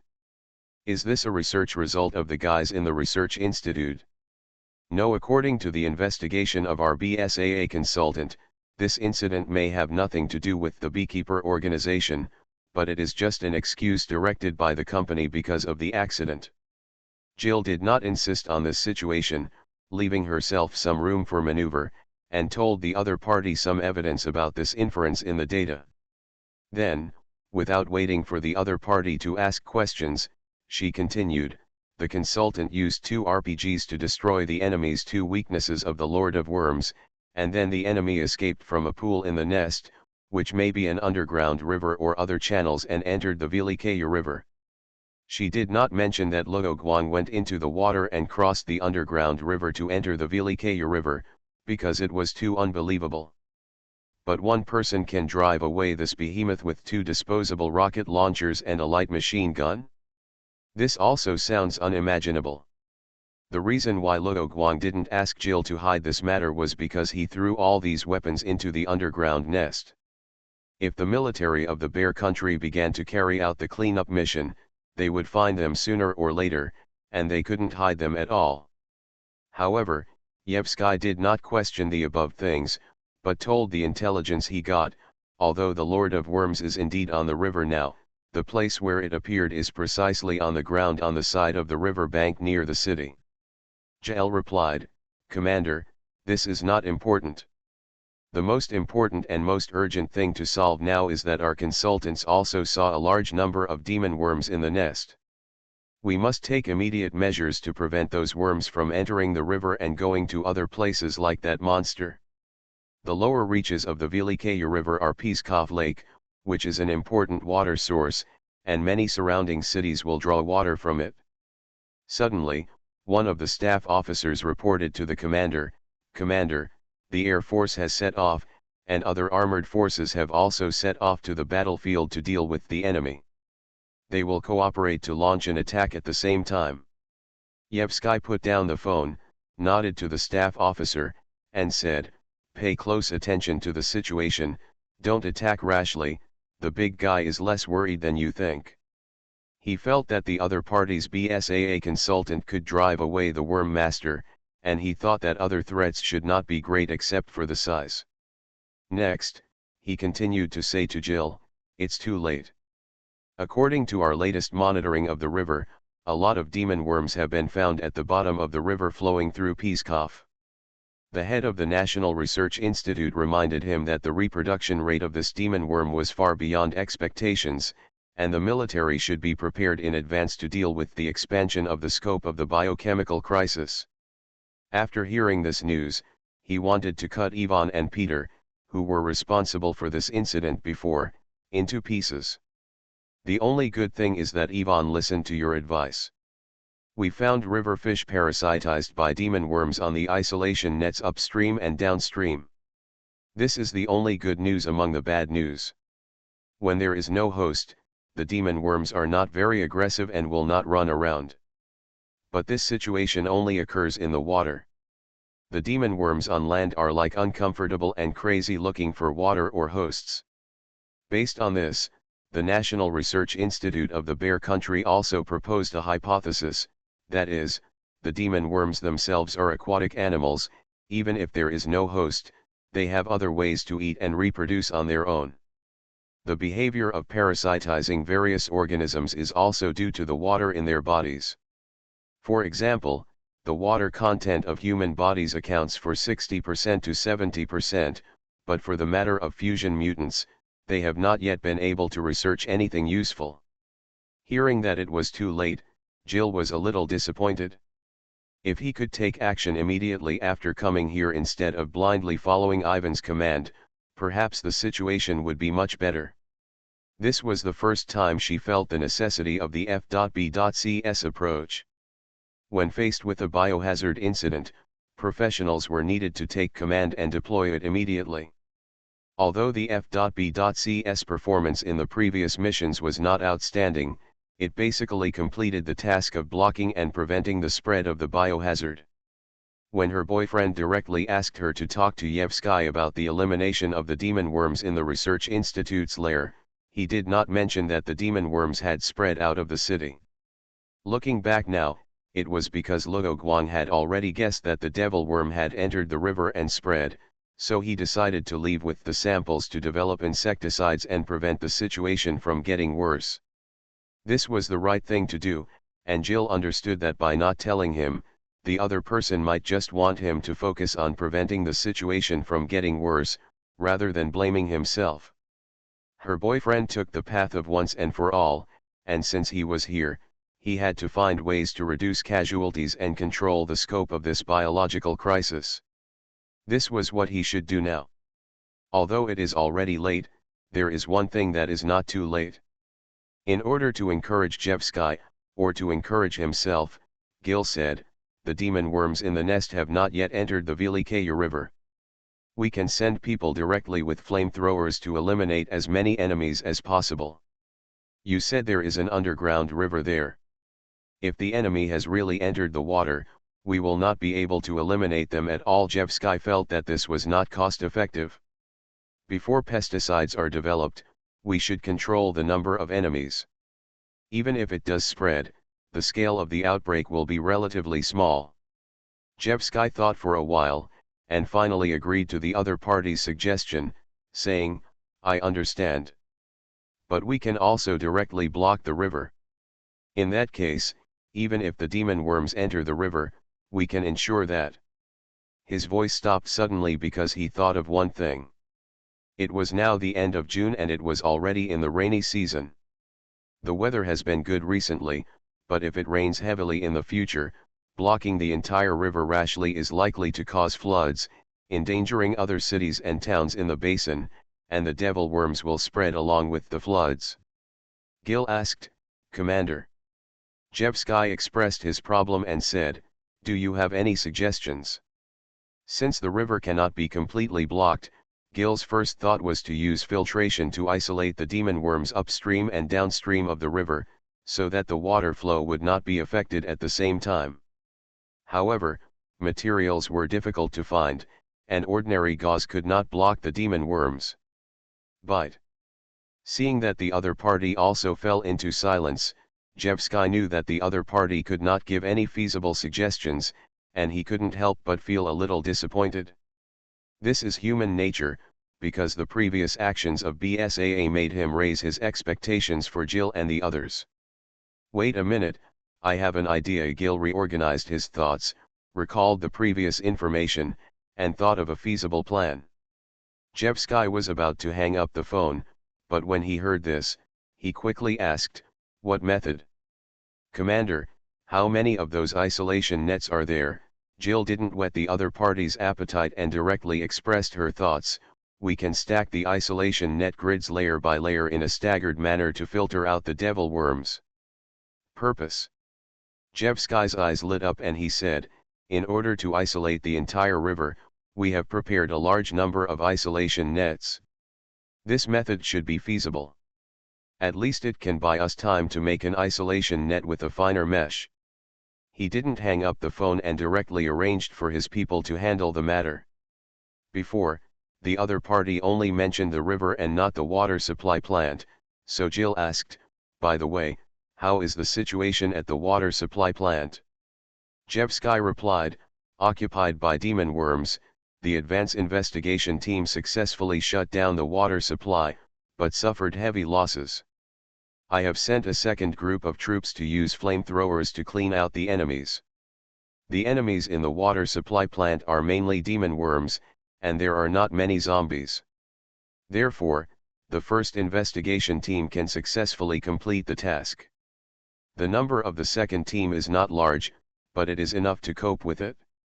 Now that the Bear Country military has prepared a response, Gil has nothing to suggest. He only reminded, devil worms can also move on the ground. It's best to set up a blockade there. Our other troops are coming soon. I asked them to divide into 2 teams to assist you there. A reply came from the assistant she had arranged before. All other BSAA troops would arrive within half an hour, just in time to solve the trouble there. That's great. By the way, there is one more thing I need your BSAA personnel to assist with. What happened? When Gil mentioned cleaning up the research institute, Jevsky immediately thought of a candidate, Luo Guang, who had just carried out a dangerous mission and brought out important information. I want you advisors to lead our soldiers to clean up the institute, he said. With a bit of bitterness in his tone, Jill said, Commander, I'm very sorry, he has more important things to solve. Jevsky asked curiously, is there anything more important than the urgent matter you mentioned? Gil did not intend to hide this. He is not only a soldier, but also a researcher. It is his credit that the antidote and vaccine for the Harlan virus were developed so quickly. Even though the other party said that, Nevsky couldn't force the other party to assist. Of course, he had no intention of forcing the other party to implement it, because their country and BSAA would definitely cooperate with each other in the future. Commander. The soldiers are ready to launch an attack at any time, the staff officer made a new report to Nevsky. Very good, pass the order, attack. The resurrected Wormlord left the underground and came to the surface. He looked around first, wanting to take revenge on his enemy, but he didn't see the annoying guy. After that, he didn't do anything. He just stayed in the river and looked around vigilantly. The Wormlord was not in a daze, but waiting for the energy to repair his body. To be precise, the current Wormlord is not the original Wormlord. The demon worms in the nest rushed to the scene of the incident. After discovering the dead Wormlord, they stopped chasing Luo Guang and turned around to occupy the Wormlord's body. Afterwards, the possessed Wormlord finally recovered some mobility after absorbing the corpses of the demon worms around him that were affected by the electric wave. The reason why it came to the Velikaya River was to continue to mutate in order to deal with the enemy who killed it before. The fallen survivor area.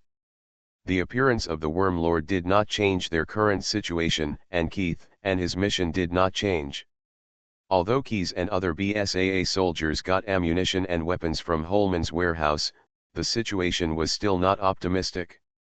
With the death of other survivors in the area and the survivors who heard the news and rushed to Holman's side, the number of enemies near Holman's house increased. More special mutants appeared, led by a giant ogre, and attacked the BSAA position. Keyes immediately commanded the armored vehicles to stop the ogre with the 12.7mm DSHK heavy machine gun on the turret, and the others were responsible for dealing with other mutants. But these demon worm mutants are not only capable of melee attacks, the Spider-Man and its subspecies that can attack from a distance caused Keyes and his men a lot of casualties. The giant ogre also has long-range capabilities. It will pick up the surrounding car debris and even take out a huge explosive meatball from its chest and throw it at the enemy. Holman was right. His house was very strong, and the wall did not collapse even when it was knocked down by the ogre's long-range attack. The enemy's attack was fierce, and Holman's stored ammunition was not originally intended to be distributed to so many people, so most of the ammunition was quickly consumed. Fortunately, the airdrop supply from BSAA arrived, so he didn't have to fight with the zombies with bayonets. Jim, who was sniping the enemy on the rooftop, had a bandage on his left hand, which was caused by the bone spurs shot by the enemy mutant. He was aiming at the enemy with a shotgun in one hand, and was about to give a fatal blow. Originally, Jim should have been evacuated as a wounded person first when the supply plane came, but he chose to stay and continue fighting, letting the elderly, children and women go first. Just as he was about to shoot, the enemy he was aiming at suddenly stopped running, hesitated on the spot, and turned away. Not only this ordinary worm zombie, but other mutants are the same. Under the surprised eyes of the survivors, he turned away and ran towards the direction of the Wormlord. Meow, thank you for subscribing and voting meow. Evolution begins with Resident Evil. Author, Wei Tong Miao. Chapter 438. Under the cover of BTR-80 armored vehicles and armed helicopters, the T-80 series main battle tanks drove into the city of Pskov and headed towards the location of the Wormlord from the newly established blockade. The Su-24 fighter bombers in the sky have already been in place and are circling over the city, waiting for the general offensive to begin. This is a plane from the second-tier airport of Maoxiong country. The first-tier Su-30 fighter bombers did not come here to participate in the mission. In the view of the Bear country's military, there is no need to dispatch front-line air forces to deal with this giant beast, so it is better to use Su-24 fighter bombers from the military airport closer to Pskov. Because biohazard is not a free card for wars between countries, the Bear country still has to be careful of external enemies. In this attack plan, the main force to deal with the Worm Lord is various war machines, while the infantry will cooperate more to deal with the worm zombies and mutants on the periphery to ensure that the main battlefield is not disturbed. With the tanks in place and the battle imminent, the fighter jets entered the bombing route and began to lose altitude. The Lord of Worms called the worm zombies and mutants to concentrate on him. With continuous absorption and fusion, the tentacles on his back grew back. The Lord of Worms roared in comfort, but the combat commander was not so happy. The commander, who was at the commanding heights of the front line, was observing the enemy's situation with a telescope while contacting Yevsky. "Continue to attack," the commander said so, and the front line commander issued an order that remained unchanged. The fighter pilot pressed the switch to activate the missiles, then released the safety and locked the target, then launched the 2 air-to-ground missiles. After the launch, they directly began to climb to prepare for the next round of bomb delivery. The 2 fighter jets launched a total of 4 air-to-ground missiles, followed by a total of thousands of pounds of bombs waiting for the Worm Lord. This missile is the signal for the general attack. The tanks hidden behind the building came out, and the armed helicopters on standby at high altitude also began to descend. The demon worm that was enjoying itself was hit head-on, and the explosion of fire and the sound of gunfire continued. The tank convoy lined up along the road along the river bank, firing continuously from what they considered a safe distance. The thick armor on the demon worm was easily torn apart by the cannonballs like a toy, causing it to immediately have the idea of escape. The tentacles behind began to fight back, and the unexpected attack distance caused the 2 tanks in front to be swept directly into the river. The members of the 2 tanks immediately started the escape procedure and used explosive bolts to blow open the hatches so that they would not be trapped and die in the tanks. However, if these unlucky guys wanted to escape back to the shore, they had to face those who were attacked by the worms. The Lord commands demonic worms that search for energy everywhere. The 3rd vehicle was bitten by the tentacles and thrown away. Although the surface of the vehicle was not damaged, the crew inside must have been knocked unconscious and lost their ability to fight. The 4th and following tanks successfully retreated further, while simultaneously firing a salvo of guns and counterattacks. The Lord of Worms can multitask. While using its tentacles to deal with enemies, it began to pull at the mud under the river with both hands, trying to burrow into the ground and escape. Suddenly 2 small mushroom clouds appeared on his body, blowing him down immediately. The bone armor on his back was shattered to pieces, and 3 of his tentacles were blown off. The nearby zombies that were preparing to fuse were directly thrown away, but even if their bones were shattered, the demon worms in their bodies were still controlling the host to move forward. After receiving the signal that the Lord of Worms had been severely damaged, the mutants became more anxious and launched a fierce attack on the soldiers of the Bear Country, who relied on armored vehicles to set up temporary blocking points. The previous 2 high-pound bombs were just the first round of strikes. There was another fighter jet that was diving to kill it while it was sick. 2 more bombs fell. The landing point of the first one was slightly off, and it fell on the river, causing a brief drizzle in this local area. The second shot successfully hit the target, beating the Lord of Worms until he screamed again, and a large amount of flesh and blood was blown away. In addition to the explosion damage, these bombs also produce shock waves that pass through the body and can still cause enough damage to the weak points hidden in the body. Thinking that the world on the ground was too terrifying, the Lord of Worms thought more about escaping, lost the will to fight, and accelerated his speed of burrowing into the ground.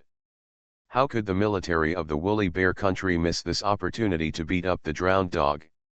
The armed helicopters came forward immediately after the bomb offensive. When they finally appeared, they poured out all the rockets from the B-8 rocket launcher nests on both sides of them without saying a word.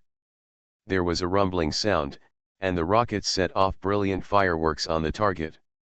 Taking advantage of the performance of the armed helicopters, the tanks were also equipped with armor-piercing bullets, preparing to attack the enemy's internal or exposed weaknesses. The military of the Bear Country didn't know where the weakness was in this monster, but they prepared a lot of ammunition. In Jevsky's plan, he was prepared to crush the Lord of Worms to ashes. The first phase was successful. The staff reported the situation and continued, also, the 10,000 reinforcements sent from above have arrived in the suburbs. Very good.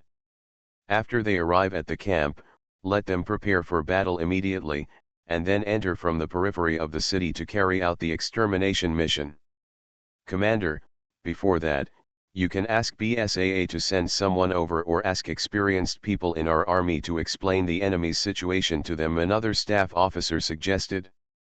Yevsky nodded and replied, Manakov, I will leave it to you to assign the troops to perform tasks and other tasks. I need you to organize the new troops before the Lord of Worms is annihilated. Rodrigo, you are responsible for contacting BSAA so that the other party will be ready for battle when the follow-up troops arrive and cooperate with our battle plan. He stood up, glanced at his staff, and said, let us drive the enemy out of Pskov. Originally, it was because of insufficient troops and in order to avoid too many sacrifices that we did not launch an extermination operation. But now the situation has changed.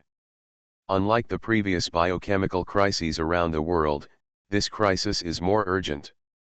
It is necessary to deal with zombies and monsters as soon as possible, and then suppress the reproduction of demon worms. Because previous biochemical viruses or fungi used humans as media to develop their own populations. Viruses and fungi will thrive in the human body and spread by controlling humans to bite and attack other normal humans. Although the rage virus can spread in the air, it does not reproduce in the air itself. According to subsequent investigations, although the fury virus can survive and spread in the air, it is not good at ultraviolet rays of sunlight and high temperatures. It will not die in the light like the Harlan virus, but its activity will be affected and then wither. Therefore, the biochemical crisis caused by the fury virus did not spread beyond the blockade in the end. Therefore, if the rage virus wants to spread on a large scale, it still needs humans or other animals as carriers. As for the demon worms in the Pskov incident, humans or other animals are not the necessary carriers for their spread. They can move in the water or on land by themselves, attack various animals, and obtain the energy necessary to reproduce the race and nutrition. Therefore, the danger of the devil worm is self-evident, and the Bear Country must resolve this incident as soon as possible. On the BSAA side, Jill also received reports and predictions from the BSAA Research Institute, so when the follow-up troops arrived, she was ready to do the same thing as Jevsky, eliminate the demon worms in Pskov. Minister, our follow-up troops have arrived at the camp, almost at the same time. Gil, who received Jevsky's contact, also received a report from his assistant. In the city of Pskov, the Worm Lord had just been hit by a rocket from an armed helicopter. Before it could react, dozens of armor-piercing bullets from tanks had penetrated into its body. With great luck, 1/10 of the armor-piercing bullets hit the weak spot in his body, making the Lord of Worms howl. When the front-line commander saw the target's reaction, he knew he had hit a weak point. He immediately ordered the pursuit of victory and continued firing. The fighter bombers and armed helicopters used up all their mounted weapons, cleared all their cannon bullets, and then began to evacuate. After all, a helicopter that has run out of weapons and ammunition cannot engage in suicide attacks, and a fighter jet in the same situation cannot engage in aerial scalpels. So the fighter jets returned to the airport after completing their mission, and the other two approaching fighter bombers would take over their mission. However, not all the armed helicopters were evacuated to resupply, leaving one hovering at high altitude to observe the battlefield situation. Report to Commander, the enemy has made no movement. The observer on the helicopter looked at the Lord of Worms motionless on the water and reported the situation. What's going on with the other enemies? Before the war started, he received a report that the worm zombies had given up their targets and were instead concentrating on the Lord of Worms. Therefore, the commander wants to confirm the target's life or death by confirming the situation of other zombies. There is no change as before, the helicopter observer continued, but some enemies turned their heads and advanced towards the tank troops. The commander asked the communications troops to connect to the tank troops, pass on this information, and then added, although zombies and monsters are basically unable to penetrate your armor, some extremely powerful guys may pose a threat to you. Although the tank does have armor with powerful firepower, and those worm zombies can't even chew through the armor that protects the crew, but if a tank without infantry cover is approached by some special mutants, it will be overturned or pushed down the river and so on maybe. Thinking of this, the front line commander asked the observer, have the people who fell into the water come ashore?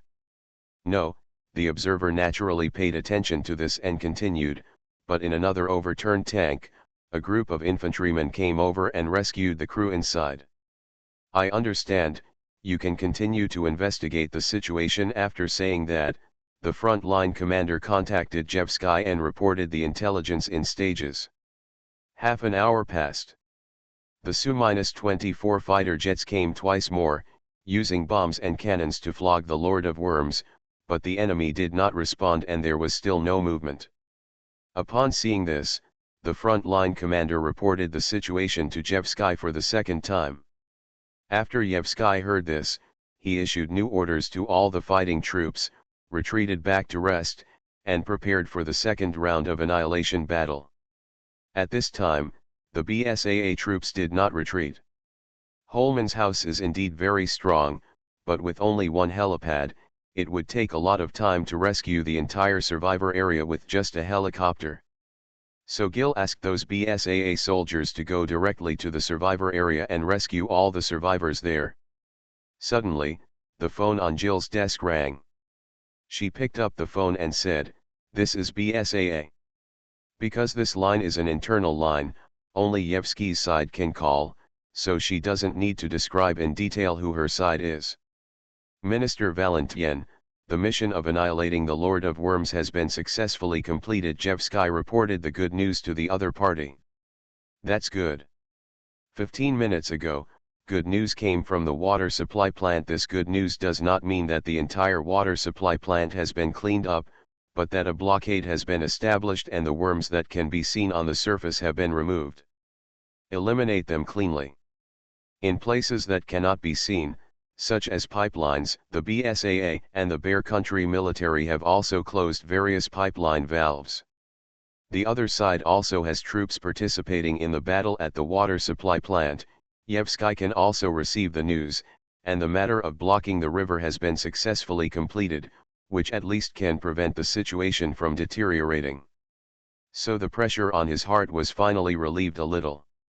Gil thought of one thing mentioned in the message Luo Guang sent him, that is, the Lord of Worms has extremely tenacious vitality. She didn't know how her boyfriend confirmed that all the Worm Lord's weaknesses were broken and then resurrected. After all, the enemy was so huge that it was impossible for a person to see it. But she chose to believe Luo Guang. So while concealing that Luo Guang had killed the son of Worm, she said, "Commander, have everyone evacuated from the body of the Lord of Worm." "That's right, what's wrong?" Yevsky thought that the other party might be worried that the enemy was not dead, and said, "Don't worry, we also used artillery bombs to attack the enemy after they lost their motivation.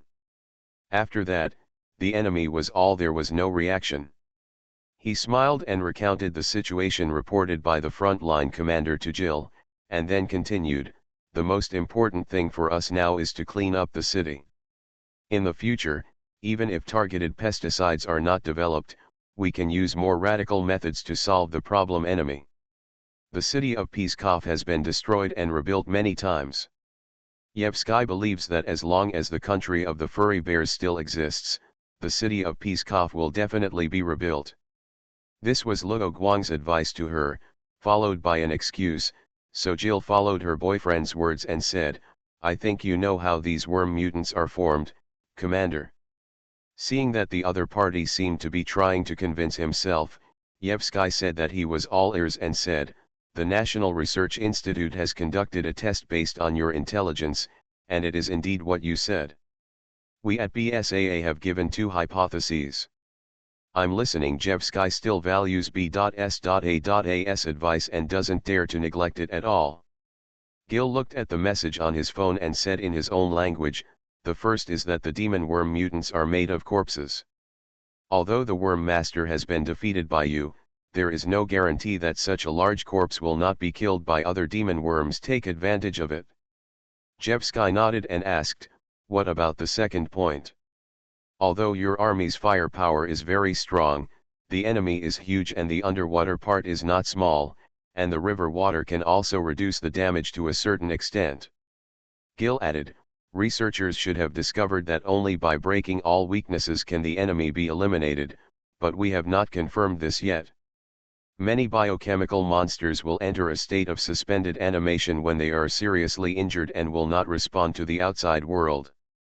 After hearing the other party's two hypotheses, Jevsky could understand the other party's concerns, but he needed a feasible approach and asked, then how do you think we can confirm whether the enemy is alive or dead? Gil told Luo Guang's answer. Cut the enemy into pieces and transport them away, then burn them in batches. Meow, I can't find out whether the T-80 series tank has a bottom escape door, so I'll just assume it does. You are listening to Novels at Bless Up channel. Wish you happiness and luck. Please subscribe to receive new novels. How do you feel about this novel? Please like and leave a comment. Evolution begins with Resident Evil. Author, Wei Tongmiao. Chapter 439. Luo Guang's original body took the sample of the demon worm and went directly to the mother nest in the Caucasus region, his own secret research institute. At the same time, the third clone he created took another worm-type sample to the GIMZ Research Institute in the mysterious country. This time is tight, and he plans to do two things at the same time. The GIMZ Research Institute is studying and finding the natural enemies of the demon worm according to the method of biological governance. At the same time, it also has the task of studying the weaknesses of the demon worm and developing targeted weapons. The natural enemies here are the same as the beast fungus at that time. They all choose creatures on the earth for testing, and then carry out some genetic modification. And his original body is preparing to solve the problem of the demon worm from the genetic level as a last resort. Although Luo Guang's major is virology, the abilities he has acquired so far are all obtained through the so-called fusion. The essence or technical basis of this so-called fusion is gene-cutting technology, which cuts the genes of various viruses and fuses them with the original main virus in Luo Guang's body. Therefore, he also has some knowledge about these related knowledge, and his strong mental power can also make him learn more efficiently. Luo Guang poured the blood of the demon worm into the cold brew coffee, and then drank it all in one gulp. He couldn't accept eating the demon worm directly, both physically and mentally. He could comfort himself by doing this that he was drinking the recovery liquid. The reason for the Plaka parasite before was the same, so even if he thought of using gene cutting to obtain the ability of the Plaka parasite, he would not do it. Now for the sake of world peace, Luo Guang can only sacrifice his first time. He leaned on the sofa with a frown and began to command the system to work. Analyzing the composition of the unknown liquid, the analysis is completed, the useless parts are removed, and the unknown gene sequence is found. Luo Guang breathed a sigh of relief. He got the answer to the origin of this demon worm from the process that Peter told his old acquaintance. This demon worm from the Iceculty crater in Quebec, Canada is an alien, not an undiscovered species on Earth, so he was worried that the composition of this demon worm is different from that of Earth creatures, such as the lack of DNA in the body. Start matching the database, matching successful, acquaintance 69.66%. Luo Guang was stunned. Why is there everything in the database of this system? When the system analyzed various viruses before, it often compared the database. But this database is like a black box. Luo Guang can't query it at all. The system can't perform other operations except comparison and search. Otherwise, he wouldn't have to look for available biochemical viruses everywhere. Luo Guang was curious before, but he returned empty-handed. The database had no other use except to speed up the analysis speed of the system, so he didn't pay much attention to it. Or it's useless for him to pay attention. The system is as confused as he is. The guess given is that there was a problem during the fusion, and the system can't repair it. Today, the database of this system has matching data of alien creatures, which rekindled his interest. What is the comparison object of the database? A legendary creature called Mongolian death worm. Okay, Luo Guang is even more confused now. This unconfirmed creature is here. He shook his head and decided to focus on solving the devil worm. Begin to analyze the backtracking creature. This refers to the system's calculation and simulation of what kind of organisms can be cultivated through DNA, which is similar to the technology of using human DNA to create clones. The demon worm is not a parasite. It is inferred that it is just a cell on some unknown organism. Please provide more samples to confirm whether each demon worm DNA is identical.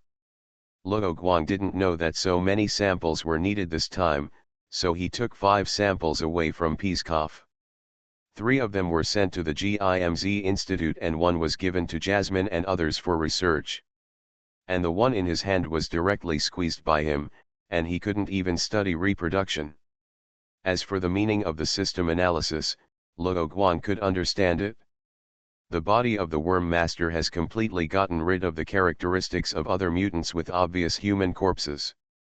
He guessed that this form is the true form of the demon worm, and other fusion mutants are just transitional.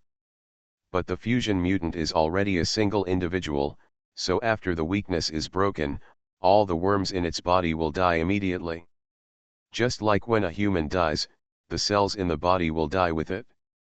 As for the resurrected worm master, in fact, from the information left to Jill, he also had some guesses, and they were almost right. After Luo Guang rejected the system's request, the system continued to analyze. The task has been changed, and the matching degree of the demon worm DNA and the Shinra virus has begun to be analyzed. This is also a simple attempt. Match failed. Reason: although he had expected it, Luo Guang still asked the reason. The size and structure of the demon worm gene cannot be modified, and it cannot be adapted to the Shinra virus. Looking at the demon worm gene in his mind that is the same size as an ordinary blood cell, he was relieved and said, "Forget it, can we find defects in the other party's DNA structure?" This is the focus of this analysis. If the GIMZ Institute fails to develop a feasible plan, then he will prepare to make a gene poison weapon. Insufficient data to confirm. I see. Although Jasmine also had a demon worm, Luo Guang didn't think about using it because he didn't think the system was omnipotent. What if Jasmine can also give a good answer? And these samples are not unique. There are many more in Peskov. As long as Luo Guang is around, he can continue research in this area at any time. The Red Emperor entered the office where Luo Guang was and looked at Luo Guang lying on the sofa with his eyes closed. He thought he was sleeping and was about to exit. "What's the matter?" Luo Guang opened his eyes and looked at the Red Emperor, whose figure flashed. The Red Emperor's 3-dimensional projection became solid again and replied, "Jasmine and the others are looking for you." "Did they say anything?" "No, but judging from their conversation in the research room, they should want to apply for the reproduction of demon worms." Luo Guang's eyes became stern and he looked at the Red Emperor. Suddenly he returned to normal and said, "Please tell me specifically how they talked." The Red Emperor did not answer and directly retrieved the recording in the research room at that time. "Speak more clearly from now on, at least explain clearly the cause and effect. The other party is controlled by the Shinra virus, so Jasmine and the others are definitely not rebelling. They want to breed demon worms just to get more samples for research. Otherwise, the research will be limited if there is only one sample." When the Red Emperor heard Luo Guang's words, he thought for a moment and realized that the other party's stern eyes were aimed at her. If he didn't make it clear what he just said, it would be as if Jasmine and others wanted to secretly rebel. Especially when she first said that Jasmine was looking for him, she didn't directly tell them the purpose of looking for Luo Guang. If you are a bit suspicious, you may start to have random thoughts and doubt your subordinates. Although this matter could be clearly understood by just asking Jasmine and the others, time was wasted because of this unnecessary misunderstanding. Luo Guang stood up, without criticizing the Red Emperor too much, and said, "Let's go. Go and see what they want to do with me." However, he was still thinking about how to provide another layer of insurance for the Red Emperor. On the other side, half a day later than the main body, Luo Guang's third clone took the sample and took a special plane to the GIMZ Research Institute. Because the main body will stay in the mother nest for the time being, the appearance and identity of this clone are the same as the main body. Oh! Luo Guang. Long time no see. This greeting appeared in front of Luo Guang with Spanish dance and cheerful background music. "Louis, you look the same. You're still so happy." Luo Guang looked at the portable record player and said, "Has the boss told you about the matter?" "I told you, otherwise why would I be here?" "It was the director here, Darlene Baldwin, who put Louis in charge of the demonic worm project. The reason is simple. Louis once studied the Plaka parasite in the Illuminati cult, and he has sufficient experience in how to study this type of creature. In the GIMZ Research Institute, except for him, everyone else basically only has experience in studying biological viruses. I heard that you already have several projects on hand, such as the Rage virus life-saving medicine." Luo Guang shook hands with Louis and continued, "How is the situation of the project?" Louis only thought that Luo Guang knew about this from his boss or the internal information network, and was not suspicious. He did not know that it was his boss who was checking the homework. He replied, "It didn't work out." He shook his head and said, "Similar to those biological and chemical weapons, no matter how we use it, we cannot guarantee the safety of the user's brain, so we have put it on hold for now." Louis did not use humans for experiments, but came to his conclusion by observing changes in the brains of white mice. "The virus has not been treated," Luo Guang replied. "It sounds like you directly injected the virus into a white mouse." Louis quickly denied it and said, No, I injected a modified virus. Although it still infected the mouse's brain, the virus did not multiply in the body." Luo Guang complained, "Are you directly castrating the virus?" Louis laughed loudly, and after taking Luo Guang to change into protective clothing, he entered his research laboratory and said, "I didn't do it. It was another colleague who removed the replication gene of the virus and achieved castration." Luo Guang thought of a technique to sterilize male mosquitoes and then release them, thereby reducing the number of mosquitoes. This sterilization technique involves injecting a special RNA fragment into the sperm embryos of mosquitoes to turn off the genes required for normal sperm formation, thereby creating an azoospermic mosquito. He told Louis about this technology combined with the devil worm, and said, "It's a pity that I don't know how this devil worm reproduces." Louis thought about Luo Guang's words, raised his head and said, "It seems that you also have the potential to be a researcher." Haha, Luo Guang didn't say that he was familiar with virology. He just had practical experience and asked, "It seems that you think this idea is okay." "It depends on the situation, but how to promote that method? We can't inject every larvae or eggs, right?" Louis took the sample from Luo Guang's hand and put it into the sealed instrument. "Of course I know this, but it's still an idea. Let's see if it can be optimized." As a non-professional, Luo Guang has wild ideas. If the injection method doesn't work, then use other methods. There are always other ways. However, we still need to confirm the situation of this demon worm first. Under Louis's operation, the assistant next to him is writing down the characteristics of the demon worm one by one. It likes water. It is estimated that it likes dark and humid environments, but it doesn't like high salinity water. Salt crystals will appear in its body after half an hour. Luo Guang also got the research data from the BSAA Institute, but Lewis believes more in the results of his own tests. Lewis controlled the machine, fished the demon worm out of the water, and after cleaning the water on its body, he continued, the smooth surface will secrete mucus, and the mouth will spit out acidic liquid, which is similar to sulfuric acid. In this case, some ordinary insecticide sprays will not work, or if it likes to live in water, many insecticide methods will not work, because the Earth's water system itself is a huge filtration and circulation system. However, Luo Guang thought of a method. Fishing people like to make nests. This method can be used to lure demon worms to eat poisonous food, and then other demon worms can share it like cockroach medicine, so that demon worms can be solved on a large scale. He did not say this idea for the time being to avoid interrupting Lewis's thoughts. There is only an inlet, no excretion outlet. Lewis controlled the machine to pinch the demon worm from front to back to check. It has average heat resistance and can be burned to death by high temperature flames. It has poor low temperature resistance, but it will enter a state of suspended animation and hibernation, but it will not die from cold. Luo Guang listened to Lewis' words while watching the other party's operation and noticed something. There was a series of inspections next, which took a whole day, including dissection, to confirm that the larvae of the demon worm were in the egg state in its body. The reason why it took a whole day was that they had to wait for the remaining demon worm to breed new larvae, otherwise the sample would not be enough.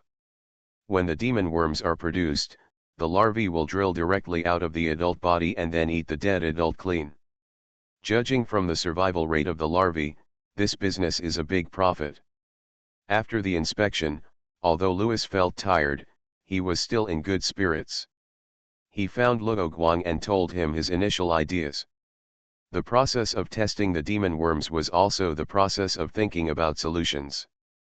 It coincided with Luo Guang's previous fishing idea, but the problem was that it was not so easy to make a poison bait that only poisoned demon worms.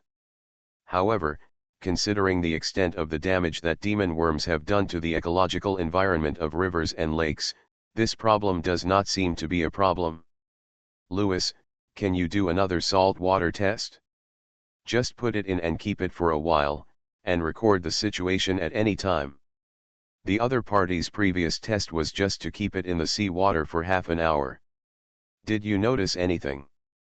Lewis did not raise any objections or find it troublesome, because in order to find the natural enemies of demon worms later, he also needed to prepare more demon worms in advance for testing. It's a bit of a guess, but it needs the support of experimental data. Luo Guang nodded. He hoped that those demon worms could not survive in the sea water, otherwise the end of the world would be a matter of time. Meow.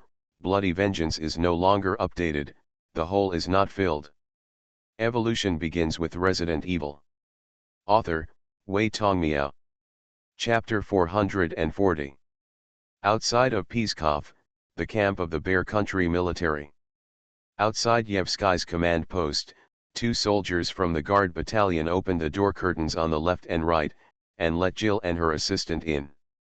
Commander Jill walked towards Yevsky.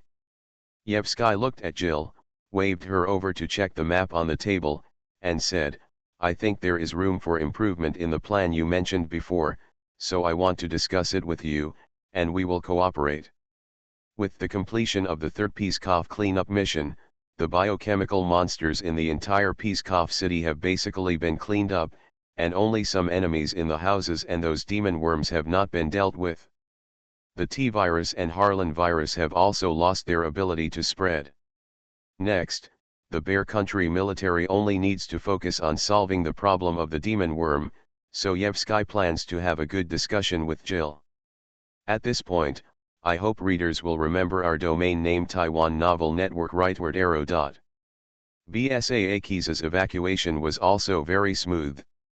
He left Pskov with all the survivors. They will be quarantined, tested and disinfected, and finally placed into a safe. Jill asked, Commander, do you have any new ideas? Yevsky replied, I have talked to the staff and are going to build a wall, then pour oil or burn it directly with natural gas. In fact, the staff also proposed another more convenient and fast solution, which is to use nuclear bombs to destroy the target. Decades ago, the Bear Country used nuclear bombs to help solve all the civil engineering projects such as mining, firefighting, reservoir construction, and infrastructure construction, but the relevant departments held a small meeting and said that there were no nuclear bombs with such a small equivalent in the nuclear arsenal, so it was left unresolved. And because the explosion might cause the corpse of the Lord of Worms to fly everywhere, Yevsky rejected this plan. Can we use a variety of equipment to directly hang that thing up and roast it or move it to the ground? Jill felt that half of the corpse was underwater, which would easily leave room for the enemy to manipulate it. Yevsky nodded, that's a good idea. What do you think about disinfecting the entire city next? This is to cooperate with the task of destroying the corpse of the Lord of Worms and reducing the number of demon worms. Jill did not answer this question immediately, but asked, what is the situation upstream and downstream now? Yevsky's face was not very good, and he said, it has spread out. There are eyewitness reports in the villages and towns upstream and downstream. Local troops have gone there to clean up and add new fences. Jill suggested, it is better to set it up farther away from the place where it was found. Yevsky nodded to indicate that they did so. Fortunately, there were no casualties. Our propaganda has worked. As long as we don't go into the water, the movement speed of the demon worms on land will be much slower, and civilians can kill them directly with various items. Have you done the propaganda on drinking water safety? Gildo asked. Yevsky replied, it has been publicized. For the sake of caution, local troops will also stand guard in the residential areas along the river, naturally including various water supply facilities. After confirming these things, Jill said, to reduce the number of demon worms, I think it is still necessary to clean up the demon worms on the ground, and then find a way to deal with the underground ones. As for those in the river, we can use machinery to salvage them, and then burn them together with the Lord of Worms. Yevsky asked back, but will this cause the sewers to crawl out again just after we have finished cleaning? Jill thought for a while and said, you can turn off the taps and the like to prevent the worms from wandering around, and it can also play a role in dividing the enemy, and then find a way to deal with the enemy in batches. She added, in fact, it still depends on the results of the research institute. We can only do our best to reduce the number of enemies. Yevsky nodded, confirmed some details with the other party, and then asked the staff to prepare. Jill did the same thing and asked his assistant to notify his men to get ready. Next, they both had important matters to discuss, so Jill did not leave. Yevsky said, it seems that we still have to wait for the results of the research institute. By the way, has your BSAA research institute made any progress? Did your consultant say anything? Will you come back to help clean up? Luo Guang had told Jill about their research situation, so she could answer this question, saying, he is still there, still detecting the characteristics of the demon worm. We who specialize in parasite research don't like to use other people's information. We have to check and conduct research in person. So I don't know what he plans to do next for the time being. Yevsky touched his beard and asked, will repeated testing be a waste of time? Jill thought for a while and replied, many genius researchers are always stubborn or even paranoid, but I recognize that person's research ability, especially in the field of parasites. She just believed in her boyfriend's eyes and didn't know Louis. She said this to make Yevsky feel more at ease. At the same time, with Luo Guang as a bridge, there was a certain amount of information exchange between the GIMZ Institute and the BSAA Institute, including the directions they were researching, which could also promote each other. She continued, he has proposed several plans and is studying whether they are feasible. Yevsky nodded. He really didn't understand the research. He just wanted the results. Since the other party said that, let the experts solve the problems themselves. As a superior, he only needed to control the time spent on the entire task and ensure that the biochemical crisis could be resolved as soon as possible. The other party didn't talk about the situation of the Military Research Institute, but Jill didn't need to ask, because since the other party asked about her progress, the other party must be making slow progress. So she asked about what Luo Guang had said before, and she asked Yevsky to help investigate. Yevsky said, "We have taken away the company's Peskov researchers. According to them, they were not aware of the disaster at the time, so they took away the virus samples in the institute, but something went wrong when they fled the city, resulting in 2 more infected areas." Gil asked again, "What about the beekeeper organization?" Yevsky said unhappily, "They pointed out that it was a play arranged by Peter, so they concealed the fact that they secretly took away various virus samples and planned to put all the responsibility on the beekeeper organization." After that, he sighed and said, "About this matter, let me give you a hint. Does the Z government intend to put all the responsibility on the beekeeper organization?" Jill has seen a lot of these things, so she said what the other party wanted to say. Yevsky was silent and acquiesced to her statement. There are some things he can't say, but if the other party guesses it, it's none of his business. Jill knew this, and asked without waiting for the other party to answer, "So what price did Medvedev Pharmaceuticals pay?"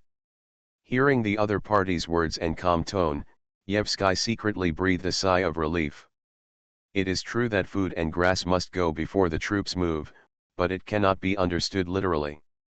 Because in modern wars, the first ones must be those intelligence personnel. Intelligence is the top priority in modern wars. After all, if you don't collect intelligence on both sides of the enemy, you don't know whether the war should be fought or how to fight it, and then there is no need to mention food and troops. Although BSAA is not their enemy, he still asked the staff to collect intelligence on the more famous people in the other team, naturally including Jill and the consultant Luo Guang. From the intelligence, Jill Valentine, the head of the European branch, is a victim of the Raccoon City incident of Umbrella Corporation. She doesn't have a good impression of those pharmaceutical companies. And from the other party's behavior and speech all the time, he is the kind of person who hates evil, so at first he thought it would take a lot of effort to convince the other party. Yevsky said, "Medvedev Pharmaceuticals will be directly nationalized by the state. Before, they only had a stake and did not have full decision-making power. Those shareholders united to veto the government's proposal. In addition, the matter of shares was completely hidden, so he said so. Those high-ranking people in the company are willing to dedicate the company they have worked hard to build to the country." Jill was referring to the company's shareholders. Yevsky snorted, despised the dirty deal of the customer, and said dissatisfiedly, "We use the method of capital injection to dilute other people's shares. Your government is willing to do this? I thought it would take the shares from shareholders for free." Jill was a little surprised, which did not match her perception of the bear country. The other party put all the problems on Peter, saying that they were all unaware. "Unless we have solid evidence, there is no reason for us to directly swallow up the other party with this negligence, which will only lead to criticism. It's a pity that Luo Guang is not present now, otherwise he will definitely ask Peter to send him the phone records between him and the company's senior management, which is strong evidence to prove that the company's senior management acquiesced to Peter's actions."